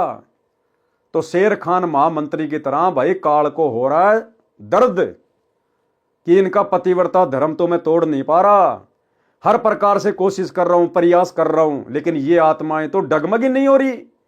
ये तो अपने गुरु के अलावा किसी को मानती नहीं, जानती नहीं, पहचानती नहीं। इन्होंने तो अपने गुरु का ज्ञान लेने के बाद में आंखें बंद कर ली संसार की ओर से। तो ये वर्तमान में शर्त लगी हुई है, और गुरु ने शर्त लगाई है आप और हम आत्माओं के विश्वास के ऊपर, यानी गुरु ने आप और हमारे ऊपर विश्वास किया है। तो भाई और बहनों, यदि हमने गुरु जी का विश्वास तोड़ दिया, यदि हमने अपने पतिव्रता धर्म को खंड कर दिया, यानी परमात्मा ने कह दिया भैया वो मेरे अलावा किसी को नहीं मानते, मेरे अलावा और कोई भगवान नहीं, कोई परमात्मा नहीं, सबको रिजेक्ट कर दिया, तो काल अब क्या करेगा? इसको परमात्मा मनवाएगा, जैसे तैसे करके इसका कबीर प्रकट दिवस मनवाएगा, इसकी फोटो वापस आपके घर में लगवाएगा, इसको आपको दंडवत करवाएगा, और वो सारे काम एक बार में हो जाएंगे यदि आपने डर कर और सतलोक आश्रमों में जाकर अपनी हार स्वीकार कर ली। तो साथ संगति को छोड़कर यदि सतलोक आश्रमों में जाकर और उनके फर्जी नामदान सेंटरों पर जाकर यदि आपने अपने शुद्ध नाम को खंड कर लिया वहां शुद्ध करवाने के बहाने, तो आप शर्त हार गए, आपका पतिव्रता धर्म खंड हो गया। तो भाई वर्तमान में यह परीक्षा चल रही है। मैंने आपके विश्वास पर महामंत्री शेर खान से ऐसी शर्त लगाई थी। राजा के दरबार में राजा के सामने मैंने कहा था कि मेरी पत्नी का पतिव्रत धर्म कोई नष्ट नहीं कर सकता, अगर कोई कर दे तो मुझे फांसी लगा देना। अब मुझे उस दिन फांसी लगाई जाएगी। उसकी पत्नी ने सब बात बताई, परंतु दरबार में फैसला हो चुका था। वह नौकर वापस राजा के दरबार में गया, उसे कैद में डाल दिया गया। नौकर की पतिव्रता धर्म पत्नी ने परमात्मा को याद किया और राजा के दरबार में गई और राजा से नाच दिखाने की आज्ञा मांगी। स्त्री अति सुंदर थी, राजा लोग शौकीन होते हैं, आज्ञा दे दी। सभा लगी, सब मंत्री महामंत्री राजा उपस्थित थे। राजा को नाच अति सुंदर लगा और नर्तिका से कहा कि मांग, क्या मांगना चाहती है? स्त्री ने कहा कि आपकी सभा में मेरा चोर है, जिसने मेरे रुपए लिए थे वापस नहीं दिए, उसे फांसी की सजा दी जाए। राजा ने कहा कि ठीक है, बताओ कौन है चोर? स्त्री ने कहा कि आपका महामंत्री शेर खान है। शेर खान कुर्सी से उठा और कहा कि जहांपना, हे परवरदिगार, खुदा की कसम मैंने इस औरत की शकल भी नहीं देखी है। उस महामंत्री ने क्या कहा कि मैंने तो इसकी शकल भी नहीं देखी कभी, यानी खुद ही अपने जाल में फंस गया। अरे भैया, अगर तूने इसकी शकल नहीं देखी तो फिर वो कटारी किससे लाया था? जांग के ऊपर वो तिल का निशान है, वो किसका था? फंस गया। शेर खान कुर्सी से उठा और कहा कि जहांपना, हे परवरदिगार, खुदा की कसम मैंने इस औरत की शकल भी नहीं देखी है, ये सरेआम झूठ बोल रही है। तब स्त्री ने कहा कि राजन, यदि इसने मेरी शकल नहीं देखी है, ये मुझे जानता तक नहीं है, तो वे पटका और वो कटार कहां से लाया था? मैं उस सूरवीर सैनिक की पत्नी हूं जिसको तूने दूती भेजकर मेरी जांग के तिल का पता लगाया और उसी ने ये पटका तथा कटार चोरी करके इसको लाकर दी थी। उसने अपने आप को मेरे पति की बुआ बताया था। मैं नई नई इस घर में आई थी, मैं उसे जानती नहीं थी। वह दूती बुलाई गई, उसने राजा को सच्चाई बता दी। राजा ने उस नौकर को बरी कर दिया और महामंत्री बना दिया और महामंत्री शेर खान को फांसी पर लटका दिया गया। तो ठीक इसी प्रकार भाई और बहनों, इस काल की और दयाल की वर्तमान में हम आत्माओं को लेकर शर्त लगी हुई है। देखो, जिस प्रकार एक वॉलीबॉल का मैदान होता है, एक फुटबॉल का मैदान होता है, फुटबॉल का मैदान, और दोनों तरफ दो टीम होती हैं। अब उन दोनों टीमों की हार जीत भाई और बहनों उस फुटबॉल के ऊपर निर्भर करती है। फुटबॉल के ऊपर वो किसके पैरों के नीचे आएगी। इसी प्रकार ये किस ब्रह्मांड फुटबॉल का मैदान है, दो टीम हैं, काल और दयाल, सतगुरु और काल, और हम आत्माएं हैं फुटबॉल।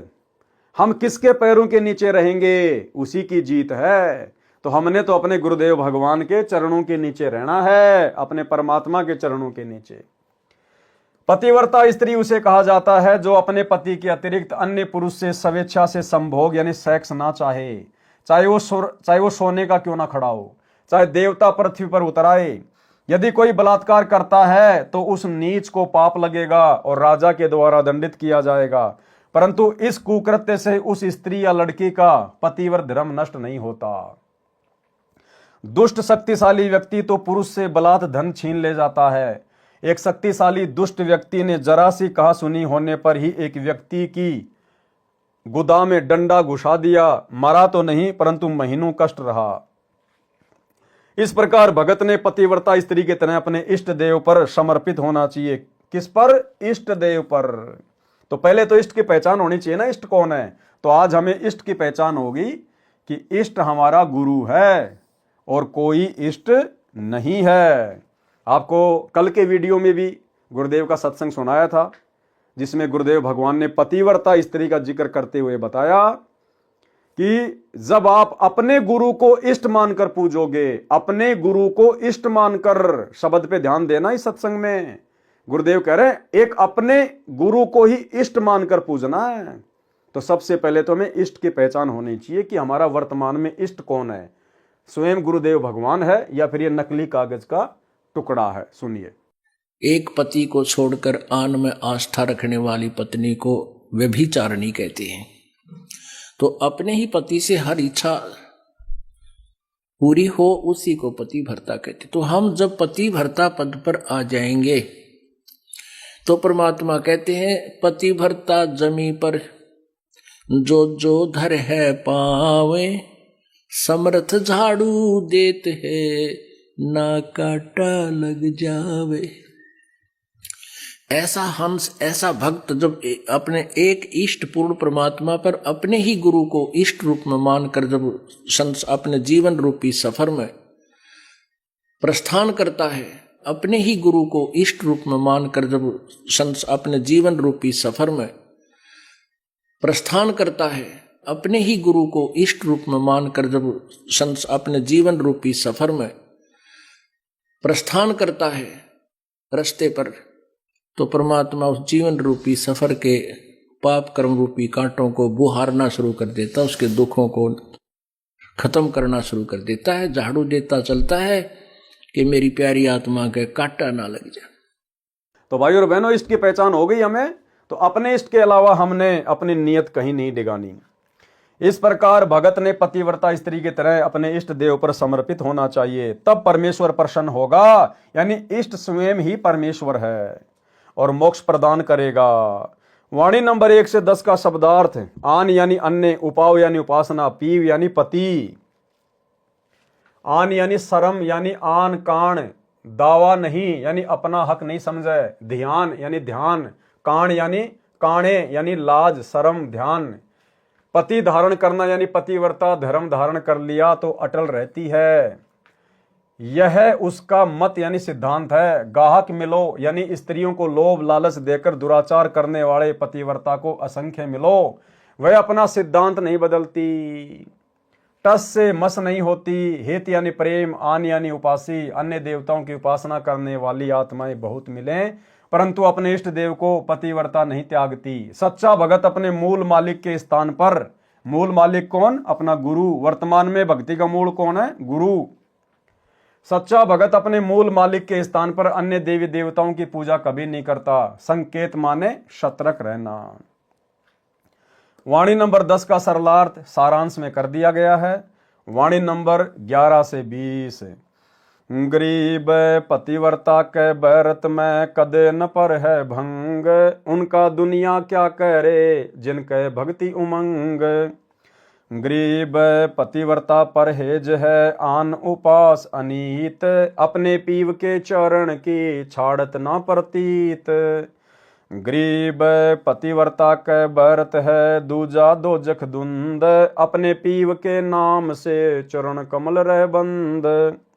गरीब पतिव्रता पर संग सुने जाका जासे नेह, अपना पति छोड़े नहीं कोटि मिले जो देव।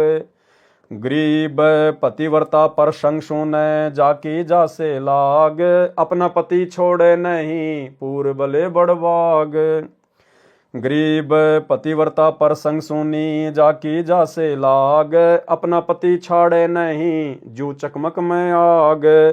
गरीब पतिव्रता के पीव चरण की सिर पर रजले डार, 68 तीर्थ सब की ये गंगा नान किदार। गरीब पतिव्रता पीव के चरण की सिर पर रजले राख, पतिव्रता का पति पार ब्रह्म है सतगुरु बोले साख। गरीब पतिव्रता पति प्रणाम करे रहे पति को पूज, पतिव्रता पार ब्रह्म पावे ही सतगुरु को ले बूझ। गरीब पतिव्रता को परिणाम करे पतिव्रता को मिल ध्याए, पतिव्रता दीदार करी 84 नहीं जाए। सरलार्थ, पतिव्रता स्त्री की तरह भगत के एक परमात्मा की भक्ति के व्रत यानी प्रतिज्ञा कभी भंग नहीं पड़ता, यानी खंडित नहीं होता। जिनको परमात्मा की भक्ति की उमंग लगी है तो उन भक्तों को संसार के व्यक्ति कुछ हानि नहीं कर सकते, उनके भक्ति धर्म कर्म को खंडित नहीं करवा सकते चाहे कितनी कोशिश। वह भगत पतिव्रता की तरह अन्य उपासना से परहेज करता है, अपने पीव यानी पति परमेश्वर के चरणों की प्रतीत यानी विश्वास नहीं छोड़ता। दोजिख माने नरक, धुंध माने अंधकार। पतिव्रता के लिए अन्य पुरुष नरक का अंधेरा है। पतिव्रता के लिए अन्य पुरुष का संग नरक के द्वार हैं।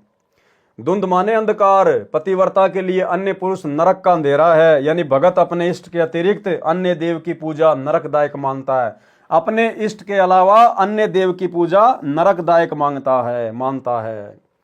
अपने पूर्ण परमेश्वर पर पूर्ण विश्वास रखता है, उसी के चरण कमलों में बंध चुका है। वाणी नंबर 14 का सरलात सारांश में कर दिया गया है। पतिव्रता अपने पति की प्रशंसा सुनती है, अन्य की नहीं। अब भैया जून के महीने में तो कबीर प्रकट दिवस मनाकर इस कागज के टुकड़े की प्रशंसा होती है, जबकि पतिव्रता स्त्री केवल अपने पति की महिमा सुनती है, अन्य की नहीं। इसी प्रकार भगत केवल अपने इष्ट पूर्ण परमात्मा की कथा प्रसंग सुनता है। पूर्व जन्म के बड़ भाग से यानी पुण्य कर्मों के प्रभाव से भगत एक इष्ट पूर्ण परमात्मा पर दृढ़ होता है। यानी अपने गुरु को ही इष्ट मानना कोई सामान्य बात नहीं होती है।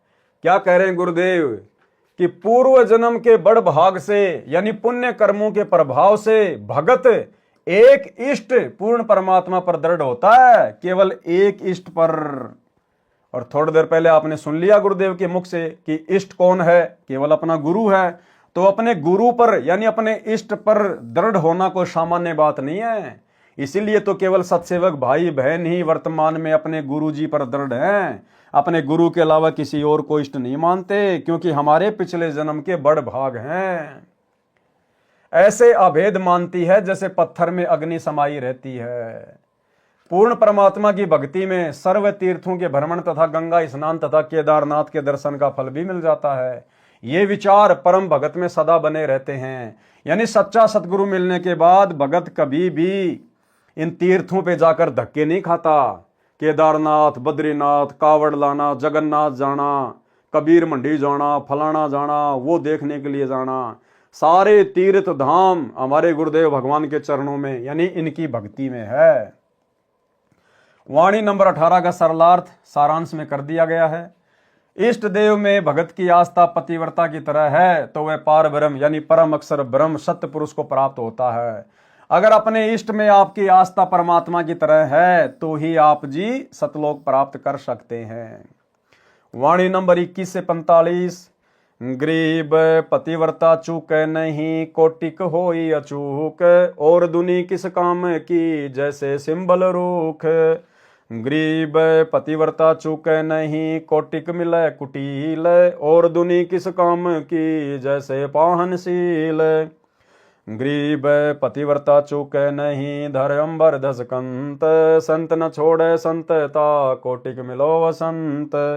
गरीब पतिव्रता चूक नहीं, साखी चंद्र सूर, खेत चढ़े से जानिए को कायर को शूर। गरीब पतिव्रता चूक नहीं, साखी चंद्र सूर, खेत चढ़े से जानियो किसके मुख पर नूर। गरीब पतिव्रता चूक नहीं, जाका यो ही स्वभाव, भक्ति हिरंबर उर्दर भाव सर्वस जावे। गरीब पतिव्रता चूक नहीं, तन मन धन सब जावे, नाम अभय पद उर्धर छोड़े भक्ति न भावे। गरीब पतिव्रता चूक नहीं, तन मन जाओ शीस, मोर ध्वज अर्पण किया सिर साटे जगदीश। गरीब पतिव्रता प्रहलाद है, ऐसी पतिव्रता होई, 84 कठिन तिरासना सिर पर बीती लोई। गरीब राम नाम छाड़या नहीं, अवगत अगम अगाध, दाव न चूक्या चौपट पतिव्रता प्रहलाद। गरीब कौन कवल अनभय उठे, कौन कवल घर थीर, कौन कवल में बोलिए कौन कवल जल नीर। गरीब मूल कवल अनभय उठे, सहस कमल घर थीर, कंठ कमल में बोलिए त्रिकुटी कमल जल नीर। गरीब कहाँ बिंद की संधि है, कहाँ नाड़ी की नीम, कहाँ बजरी का द्वार है, कहाँ अमरी की सीम। गरीब त्रिकुटी बिंद की संधि है, नाभि नाड़ी नीम, गुदा कवल बजरी कही मूलई अमर सीम। गरीब कहाँ भवर का वास है, कहाँ भवर का बाग, कौन भवर का रूप है कौन भवर का राग। गरीब हृदय भवर का वास है, सहस कवल दल बाग, उजल हिरंबर रूप है, अनहद अवगत राग। गरीब निस्वासर कै जागैण, हासिल बड़ा नरेश, नाम बंदगी चित धरो, हाजरी रहना पेश। गरीब सुरति सिंहासन लाइए, निर्भय धुनि अखंड, चित्रगुप्त पूछे नहीं, जम का मिटी है दंड। गरीब ऐसा सुमरण कीजिए, रोम रोम दुन ध्यान, 8 बकत अधिकार करी, पतिव्रता सो जान। गरीब तारक मंत्र चित धरो, सूक्ष्म मंत्र सार, अजप्पा जाप अनादि है, हंस उतरी है पार। गरीब अंजन मंजन कीजिए, कुलकर्णी की दूर, साहिब सेती हिल मिलो, रहा सकल भरपूर। गरीब हरदम मुजरा कीजिए, यो तत् बारंबार, कुबुदि कटे कांजी मीटे, गणनामी घनसार। गरीब अजब हजारा पूप है, निगंधी गलतान, 5 तत्व नाही जहां, निर्भय पद परवान। गरीब सत्य पुरुष सायब दैणी, है सो अकल अमान, पूर्ण ब्रह्म कबीरे का, पाया हम स्थान। गरीब नेस निरंतर रम रहा, प्रकट क्या दिखलाई, दास गरीब गलतान, पद सहज रहा समाई। सरलार्थ, पतिव्रता चूके नहीं, कोटिक होई अचूक। यानी जैसे पतिव्रता के साथ जबरदस्ती हो जाती है तो भी वह अपने पति को हृदय से चाहती है, इसी प्रकार सत्य साधक एक परमेश्वर के उपासक को जबरदस्ती किसी अन्य देव स्थान पर कुल के लोग ले जाते हैं तो वह हृदय से अपने इष्ट को याद करता रहता है। उस अन्य देव में कभी इष्ट वाली श्रद्धा नहीं होती। अन्य देव तो ऐसा है जैसे सिंबल का वृक्ष होता है। लेकिन इसका मतलब ये नहीं कि हम आसानी से चले जाएं, हमने संघर्ष करना है। अगर आपके सास ससुर, आपके माता पिता आपके साथ जबरदस्ती करते हैं अन्य देवी देवताओं की पूजा करने के लिए या अन्य देवी धाम के स्थान पर जाने के लिए, तो आपने संघर्ष करना है। ये नहीं कि गुरुजी ने कह दिया लो मैं तो चली जाती हूं, अंदर से तो अपने गुरुजी को याद करती रहूंगी। इससे भी बात नहीं बनेगी वर्तमान में, क्योंकि वर्तमान समय मोक्ष का है, प्राइम टाइम है। लड़ना नहीं, झगड़ना नहीं, लेकिन अड़ जाना है ऐसे मामले में। ऐसे मामले में केवल परमात्मा को प्रसन्न करना है। और अगर अड़ जाएंगे ऐसे मामले में कि भैया घर छूटो, चाहे जग रूठो, चाहे रूठो ये संसारा हो, अरे कौन सुनेगा फिर मेरी काल नगर में जब गुरु रूठ गया मेरा हो। तो ऐसे मामले में भैया चाहे कोई घर से निकालो, चाहे जो मर्जी करो, हमने उन देवी देवताओं के धाम पर जाकर दर्शन भी नहीं करना, चाहे परिवार का दबाव हो, चाहे सास ससुर का दबाव हो। ये ज्ञान किस लिए दिया भगवान ने वर्तमान में? संघर्ष करने के लिए। एक परमेश्वर के उपासक को जबरदस्ती किसी अन्य देव स्थान पर कुल के लोग ले जाते हैं तो वह हृदय से अपने इष्ट को याद करता रहता है। उस अन्य देव में कभी इष्ट वाली श्रद्धा नहीं होती। अन्य देव तो ऐसा है जैसे सिंबल का वृक्ष होता है, जिसके डोडे लगते हैं, वे फल जैसे लगते हैं परंतु उनमें खाद्य पदार्थ नहीं होता, रुई निकलती है। इसी प्रकार तत्व ज्ञान प्राप्त भगत को पूर्ण परमात्मा के अतिरिक्त अन्य प्रभु ऐसे व्यर्थ लगते हैं जैसे आम के वृक्ष की तुलना में सिंबल का वृक्ष व्यर्थ लगता है। धर यानी धरती, अंबर यानी आकाश, दस्कंत यानी नष्ट हो जाए, असंत यानी नास्तिक व्यक्ति। भगत के लिए तो अन्य देव पाहन यानी पत्थर की सील यानी शिला है, अर्थात व्यर्थ है। वाणी नंबर 23-24 का सरलार्थ सारांश में पहले कर दिया गया है। वाणी संख्या 25, 26, 27 का सरलार्थ ऊपर किया है। वही भावार्थ है। दृढ़ भगत पतिव्रता की तरह एक इष्ट की भक्ति का भाव नहीं त्यागता, चाहे सर्वस्व नष्ट हो जाए, चाहे सर्वस्व नष्ट हो जाए। इसी प्रकार यहां भी हमने संघर्ष करना है। नूर यानी लाली यानी विजय रहना, खेत चढ़ना यानी युद्ध के मैदान में डटकर खड़ा होना यानी भक्ति मार्ग पर संघर्ष करना तत्व ज्ञान को आधार बनाकर। भक्ति हिरंबर उर धरना यानी बहुमूल्य भक्ति हृदय में रखना। नाम अभय पद, सच्चे नाम को निर्भय होकर जपते हैं जो तत्व ज्ञान को जान चुके हैं। वाणी नंबर 28 से 30 का सारांश सरलार्थ में कर दिया गया है। वाणी नंबर 31 से 49 का सरलार्थ पूर्व सारांश में कर दिया गया है। राजा जनक स्वयं तो स्वर्ग गए ही, साथ में 12 करोड़ जीवों को नरक से छुड़वाकर स्वर्ग ले गए। इसी प्रकार श्री गोरखनाथ जी दृढ़ता से भक्ति करके सफल हुए। सूत्र मानी ऊंट, मुए मानी मरे हुए, कु मानी को, साखी पतिव्रता के अंग की। वाणी नंबर 9 से 20। गरीब पतिव्रता के संग है पार ब्रह्म जगदीश, नर आकार निज निर्मला सो है विश्व बीस। गरीब सकल समाना एक में एक समाना एक, नीचे होई तो पाई कहाँ धरत है भेख। गरीब पार ब्रह्म की परख के नैन निरंतर नाल, और अंतर प्रकाशिया देखा अवगत ख्याल। गरीब पार ब्रह्म की जाति में मिलती हैं सब जात, सुन सरोवर विमल जल अरस अनुपम रात। गरीब आदि अनाहद अगम है पतिव्रता के पास, सैंस 21 अष्ट दल थीर करो दम श्वास। गरीब कित पंछी का खोज है कहाँ मीन का पैर, दिल दरिया में बैठ कर देखो अविगत लहर।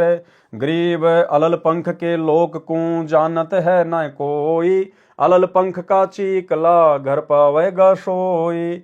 गरीब सिकल बिकल संसार है पतिव्रता दिल थीर, अचल अनाहद अरस धुनी डोले नहीं शरीर। गरीब लोहा कंचन हो गया मिली पारस सत्संग, यो मन पलट है नहीं साधुओं के प्रसंग।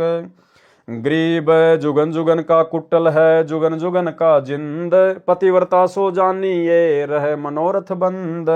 गरीब बारे बानी ब्रह्म है सैंस कला कल धूत, पतिव्रता सो जानिए राखे मन संजूत।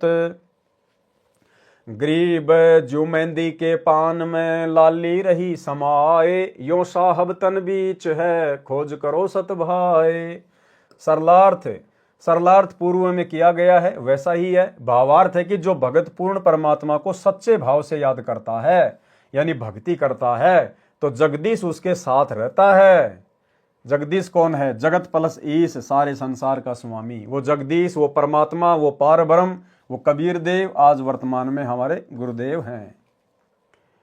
यानी भक्ति करता है तो जगदीश उसके साथ रहता है, उसकी सहायता करता है। वास्तव में परमात्मा नराकार यानी मानव स्वरूप है। विश्व बीस का अर्थ है पूर्ण रूप से। विश्व बीस का एक पक्का बिग्गा होता है, वह पूर्ण माना जाता है। यहां पर उसी उपमा से परमात्मा को समर्थ कहा है। भेक धरना यानी दाढ़ी जटा सिर पर बाल केस बढ़ाना, नीचे मानी विश्वास के साथ। भावार्थ, यदि मेरी बातों पर विश्वास है तो परमात्मा मिलेगा, यदि नहीं है तो साधु वेश बनाने का कोई लाभ नहीं। निज मानी खास, निर्मला मानी निर्मल, परमात्मा वास्तव में पाक साफ है। शून्य सरोवर यानी आकाश में सतलोक रूपी सरोवर है, उसमें सुख रूपी जल है। उस अनुपम यानी अद्भुत अरस यानी आसमान में बने सतलोक में रात दिन लगन लगा। एक पार ब्रह्म यानी पूर्ण परमात्मा की जाति यानी लक्षणा सब देवों से मिलते हैं, परंतु पूर्ण परमात्मा समर्थ है। जैसे नमक और बूरा के लक्षण मिलते जुलते होते हैं परंतु खाने पर पता चलता है। आदि मानी सनातन सदा से, अगम यानी सर्वोपरि, अनाहद मानी शाश्वत यानी अविनाशी।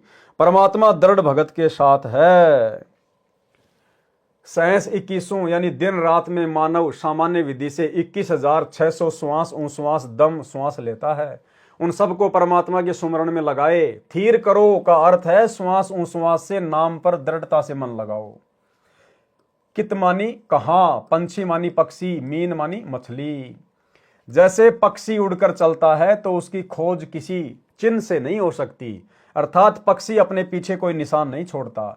जैसे मछली जल में कोई निशान बनाती हुई आगे नहीं तैरती, इसी प्रकार प्रत्येक भगत भक्ति की शक्ति से उड़कर या जल की तरह चलकर सतलोक चला जाता है।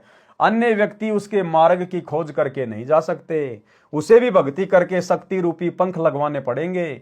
मन रूपी मछली को दिल रूपी दरिया में यानी हृदय से लगन लगा। भक्ति करके उस अविगत अव्यक्त परमात्मा की लहर यानी अनंत सुख को देखो।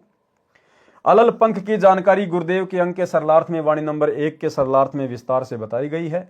चीकला मानी पक्षी का नवजात बच्चा। भावार्थ है कि जो भगत अंश है वह भक्ति उस भाव से करता है जैसे अलल पक्षी का बच्चा अपना ध्यान आसपास मन में लगाए रहता है। उसकी आत्मा में यह समाया होता है कि तेरा परिवार ऊपर है, जब तक वह उड़ने योग्य नहीं होता तो अन्य पक्षियों के साथ रल मिलकर रहता है, परंतु युवा होते ही उड़कर ऊपर अपने माता पिता के पास चला जाता है। इसी प्रकार संसार में रहते रहते भगत का मन हमेशा ऊपर सतलोक में होना चाहिए कि ये काल का 21 ब्रह्मांड मेरा निज घर नहीं है, मेरा घर नहीं है, मुझे अंत में भक्ति सफल करके सतलोक ही जाना है। इसी प्रकार तत्व ज्ञान प्राप्त भगत को 100% विश्वास होता है कि अपना ठिकाना सतलोक में है। वही चीकला यानी भक्ति प्रारंभ करने वाला भगत भक्ति पूरी करके निर्बाध सतलोक वाले घर को प्राप्त करेगा। संसार सिकल बिकल यानी चंचल है, कभी भक्ति करने लगता है, कभी छोड़ देता है, परंतु पूर्ण विश्वासी भगत थीर यानी भक्ति पर दृढ़ रहता है। वह आकाश में परमात्मा की निरंतर धुन लगन टिकाकर लगाता है। लोहा पारस पत्थर के साथ मिलकर सोना हो जाता है, परंतु ये मन संतों के साथ रहकर भी गुण ग्रहण नहीं करता यानी साधु नहीं बनता। मन तो युगों युगों का कुटिल दुष्ट है, जिंद माने किसी गलत आदत से चिपक गया तो त्यागता नहीं। जिंद एक प्रेत होता है जो किसी को चिपक जाता है तो पीछा नहीं छोड़ता, केवल पूर्ण परमात्मा से डरता है। ये मन तो उस जिंद भूत से भी बुरा है। दृढ़ भगत तो अपने मनोरथ यानी उद्देश्य पर बंधा दृढ़ रहता है। 12 बानी का मतलब होता है पूर्ण रूप से, ब्रह्म का मतलब प्रभु यानी वास्तव परमात्मा तो पूर्ण ब्रह्म है। सहस यानी 1000 कला यानी शक्ति वाला, कल धूत यानी प्रभु तो काल है। दृढ़ भगत हर समय अपने मन को संजूत यानी संयम करके पूर्ण परमात्मा में रखता है। जैसे मेहंदी का पत्ता हरे रंग का होता है, परंतु जब उसे रगड़कर हाथों पर लगाया जाता है तो लाल रंग देता है। इसी प्रकार ये शरीर हड्डियों और मांस का ढांचा दिखाई देता है। जब इसको भक्ति में रगड़ोगे तो सत भाई यानी वास्तव में परमात्मा मिलेगा। उसकी सच में खोज करो, यानी सही कह रहा हूं कि भक्ति करके इस मानव शरीर में परमात्मा को खोजो, जबकि हमें तो परमेश्वर मिल चुके हैं। अब हमने मर्यादा में रह के आजीवन इनकी भक्ति पे लगे रहना है। वाणी नंबर 21 से 30। गरीब बिन दरिया दादुर जहां, बिन ही पर्वत मोर, बिना सवाती मोती जहां, बिन ही चंद चकोर। यानी परमेश्वर सतलोक की महिमा कर रहे हैं इन सब वाणियों में। यानी वहां पर जैसे यहाँ पर अगर कोई तालाब होगा तो उसमें मेंढक होगा, अगर बादल गरजेंगे तो बरसात होगी, अगर पेड़ होगा तो फूल होगा, काम धंधा करेंगे तो रोटी मिलेगी। लेकिन सतलोक में ऐसा कुछ नहीं है। वहां पर नैस कर्म में है, बिना कर्म के सब कुछ प्राप्त होता है। वहां पर वो ऐसा लोक है, उसकी महिमा गाई है मालिक ने। गरीब बिन दरिया दादुर जहां, दादुर यानी मेंढक, बिन ही पर्वत मोर, बिना सवाती मोती जहां, बिन ही चंद चकोर। गरीब बिन बादल बिजली जहां, बिन घन हर गर्जंत, बिन बागों कोयल जहां, बिन ही फाग बसंत। गरीब बिन ही बेली फूल है, बिना केत की भोर, बिन चिस्म्यों दीदार है, बिना दस्त जहां चोर। गरीब बिन ही आसन बैठे ना, बिन पग का जहां पंथ, बिन ही द्वारे बोले ना, समझे बिरला संत। गरीब बिन जिब्या वाणी पढ़े, बिन ही अंग अनूप, बिन मंदिर जहां पौडना, अवगत सत्य स्वरूप। गरीब बिन ही धरती देहरा, जामे अवगत देव, दृष्टि मुष्टि से रहत है, जाकी कर ले सेव। गरीब जू सुआ पिंजर बस, खिड़की बंद लगाई, दुर्मति दिल अंदर रहे, मंजारी नहीं खाई। गरीब मार्ग बंक पिछाने ले, उड़न गड़न दे छाड़, सुरती शब्द के संग है, दुर्मति दिल से काढ़। गरीब कौन कवल में काल है, कौन कमल में राम, कौन कमल में जीव है, कौन कमल विश्राम। गरीब कंठ और सैंस कमल में काल है, शंख कमल दल राम, हृदय कमल में जीव है, अष्ट कमल विश्राम। सरलार्थ बिन यानी बिना दरिया नदी के जहां पर दादुर यानी मेंढक है, तथा पर्वत के बिना मोर रहते हैं। मोती का निर्माण समुद्र में रहने वाले जीव सीप के अंदर स्वाति नक्षत्र की वर्षा की बूंद से होता है, परंतु सतलोक में सतगुरु की शक्ति से सवते मोती बन जाते हैं। चकोर पक्षी भी बिना चंद्रमा के रहता है। भावार्थ है कि सतलोक में सर्व व्यवस्था परमेश्वर जी की कृपा से होती है। जो आश्चर्य की बात है, परंतु सतलोक में सामान्य बात है। सतलोक में बिन बाग के कोयल है, यानी कोयल की आवाज अपने आप होती है। ऐसा नहीं है कि सतलोक में बाग नहीं है, परंतु जहां बाग नहीं है वहां भी कोयल जैसी सुरीली आवाज सुनने को मिलती है। यानी वहां पर सब कुछ है, ऐसी सृष्टि है, लेकिन वहां पर बिना कर्म किए सब कुछ मिलता है। वहां भी कोयल जैसी सुरीली आवाज सुनने को मिलती है। बिजली जैसी चमक, यानी आकाशीय बिजली चमकती है तो वह बादलों से टकराने से गरज के साथ चमकती है। सतलोक में ऐसी झिलमिल झिलमिल तथा बादल वाली गर्जना कुछ स्थानों पर सदैव होती रहती है, वह बिना बादलों के होती है। सतलोक में बसंत के सुहावने मौसम के लिए फाल्गुन महीने की प्रतीक्षा नहीं करनी पड़ती, वहां सदैव बसंत जैसा सुहावना मौसम रहता है। यह परमेश्वरीय शक्ति का कमाल है। वह जैसे आज कोई भी वस्तु यदि हमने धरती पर रखनी है तो उसको धरती पर रखना पड़ेगा, जैसे मकान है, गाड़ी है, कोई भी चीज है। अब आप देखो सूरज है, चांद है, ये बताओ कौन सी धरती पे वो टिके हुए हैं? बिना धरती के टिके हुए ना। तो ऐसे ही सतलोक में सारी व्यवस्था है, लेकिन केवल परमात्मा ही आधार है और कोई चीज आधार नहीं है। दस्त मानी हाथ, भौरा यानी भौरा जो काला भुंड जैसा होता है, फूलों पर बैठकर सुगंध लेता है। बेली यानी बेल यानी लता, पूप यानी फूल फूल, पग यानी पैर, पंथ मानी मार्ग, चोर मानी चंवर जो गाय की दुम जैसे बालों वाला होता है, जो संतों तथा सदग्रंथों के ऊपर हाथ से चलाया जाता है। वह सतलोक में बिना हाथ के अपने आप चलता रहता है। आसन यानी बैठने के लिए कपड़ा, गद्दा या कुर्सी को आसन कहते हैं। सतलोक में बिना जीभ के भी बोल सकते हैं, यानी धुनी से बात होती है, मन ही मन में बातें होती हैं। जैसे आकाशवाणी होती है, मंदिर, महल, देहरा, देवालय जिसमें परमेश्वर रहते हैं। इन वाणियों में सतलोक में अनहोनी लीलाओं का ज्ञान है। वैसे वहां पर स्थायी मकान है, बाग हैं, झरने बहते हैं। अंग मानी शरीर जो 5 तत्व का है वह नहीं है। वहां पर अनूप यानी विचित्र शरीर है। दृष्टि यानी नजर, और मुष्टि यानी विशेष ध्यान से देखने की कोशिश। दृष्टि तो सामान्य नजर होती है, जो नजर गड़ाकर ध्यान से देखे वह मुष्टि कही जाती है।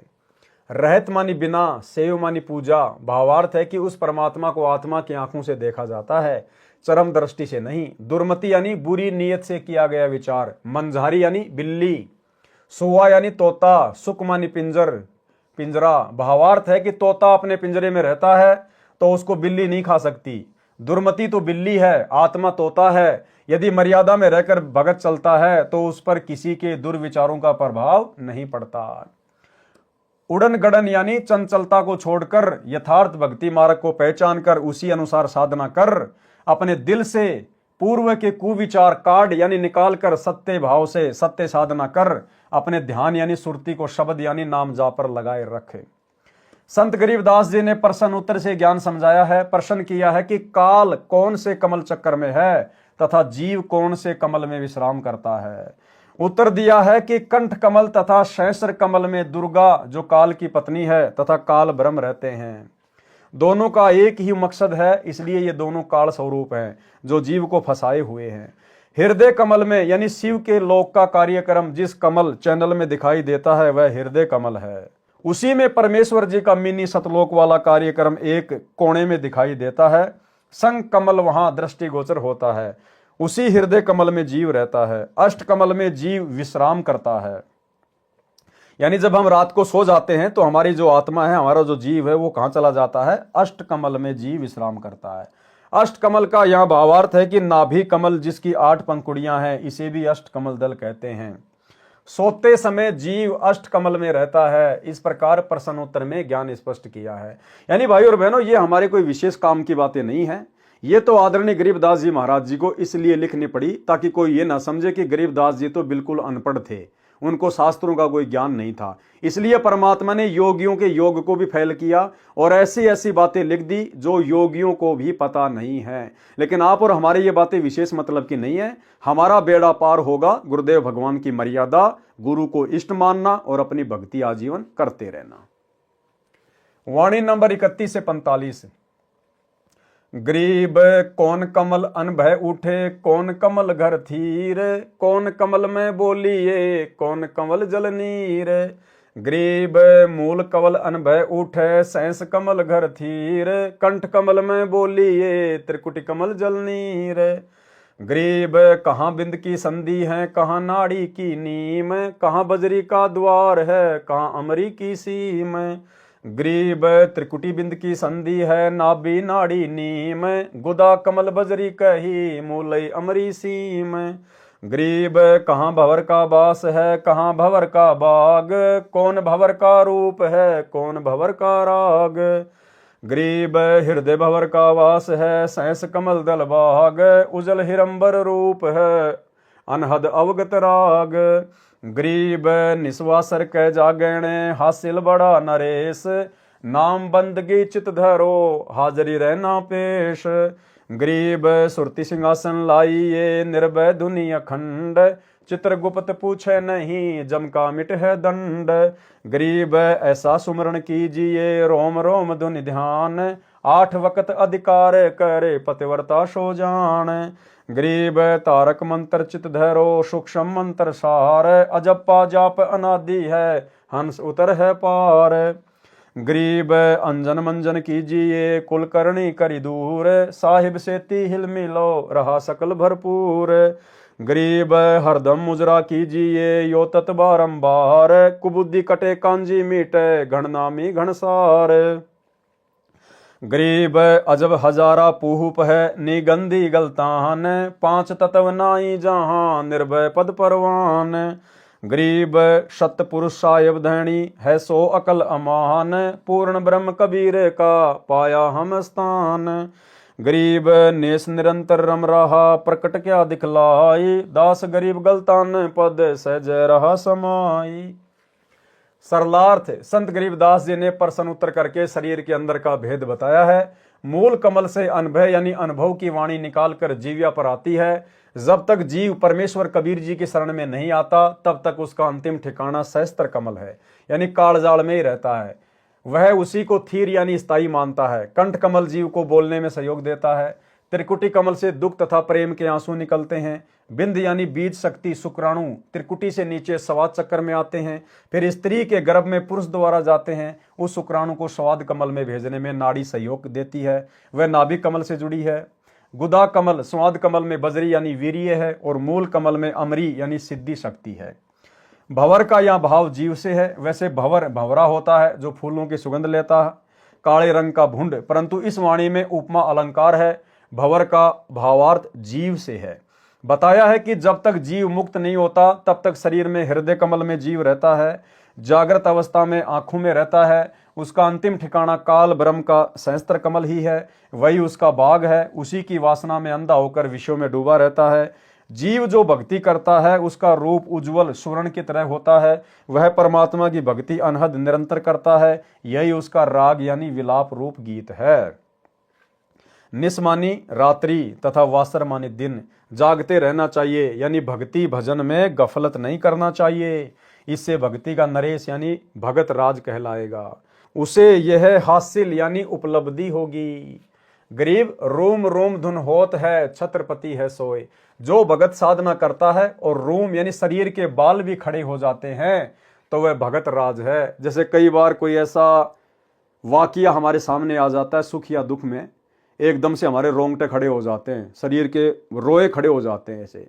तो परमात्मा कहते हैं जब तुम भजन करोगे, नाम सुमरण करोगे, और उस समय तुम्हारी परमात्मा में ऐसी लगन लगे, और जब तुम्हारा रोम रोम खड़ा हो, तो मानना तुम भगत राज बनते जा रहे हो, भगत राज। और एक बार जब नाम जाप करते समय रोंगटे खड़े होते हैं, तो परमात्मा कहते हैं उस समय भगत के 3.5 करोड़ जाप माने जाते हैं। 3.5 करोड़। यदि आप प्रथम मंत्र का जाप कर रहे हैं, सतनाम का कर रहे हैं, और यदि उस समय आपके रोंगटे खड़े हो गए, अपने गुरुदेव भगवान के प्यार में, प्रेम में मस्त हो रहे हो आप, अंदर से आनंद आ रहा है, रोंगटे खड़े हो गए, तो समझ लो 3.5 करोड़ जाप हो गए, हमारे खाते में लिखे गए। जो भगत साधना करता है और शरीर के बाल भी खड़े हो जाते हैं, तो वह भगत राज है। परमात्मा के नाम की बंदगी नम्र भाव से भक्ति हृदय में रखो। सदा मालिक के लिए समर्पित रहना, परमात्मा के दरबार में पेश यानी हाजिर रहना। भावार्थ है कि परमात्मा के अतिरिक्त अन्य सब आसार लगे। संत गरीबदास जी ने कहा कि हे भगत, नाम जाप में ध्यान यानी सुरती ऐसे लगा जैसे सिंहासन पर बैठकर शोभित होते हैं। यानी राजा लोग सिंहासन पर बैठकर अपने को सर्वोपरि तथा निर्भय समझते थे। ऐसे भगत परमात्मा के नाम का जाप ध्यान यानी सुरती रूपी सिंहासन पर बैठकर करें, अर्थात सारी चिंताओं को, सारी टेंशनों को साइड में छोड़कर और परमेश्वर का नाम जाप करना चाहिए। गुरुदेव का आदेश है, वह सर्वश्रेष्ठ भक्ति विधि है। और निर्भय हो जा कि मैं सत्य भक्ति कर रहा हूं, मुझे परमात्मा अवश्य मिलेगा। उस भगत का लेखा जोखा चित्र तथा गुप्त फरिश्ते नहीं करते। उस भगत का जम यानी यमदूतों द्वारा पाप कर्म का दिया जाने वाला दंड भी समाप्त हो जाता है।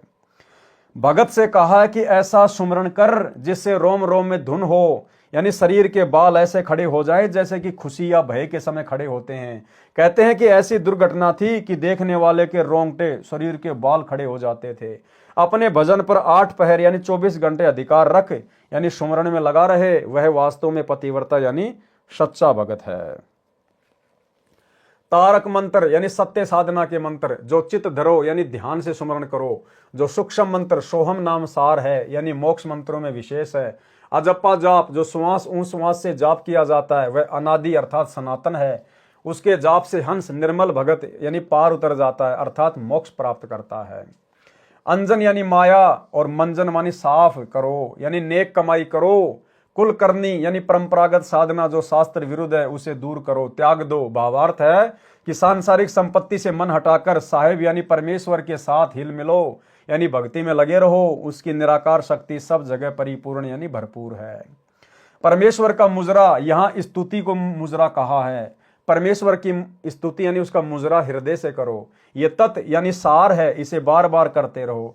इस प्रकार परमात्मा की स्तुति व भक्ति से कुबुद्धि यानी दुर्मति नष्ट हो जाती है। घण नामी घनसार का अर्थ है कि सुप्रसिद्ध भगत हो जाएगा तथा भक्ति का धनी घनसार होकर शतलोक को चला जाएगा।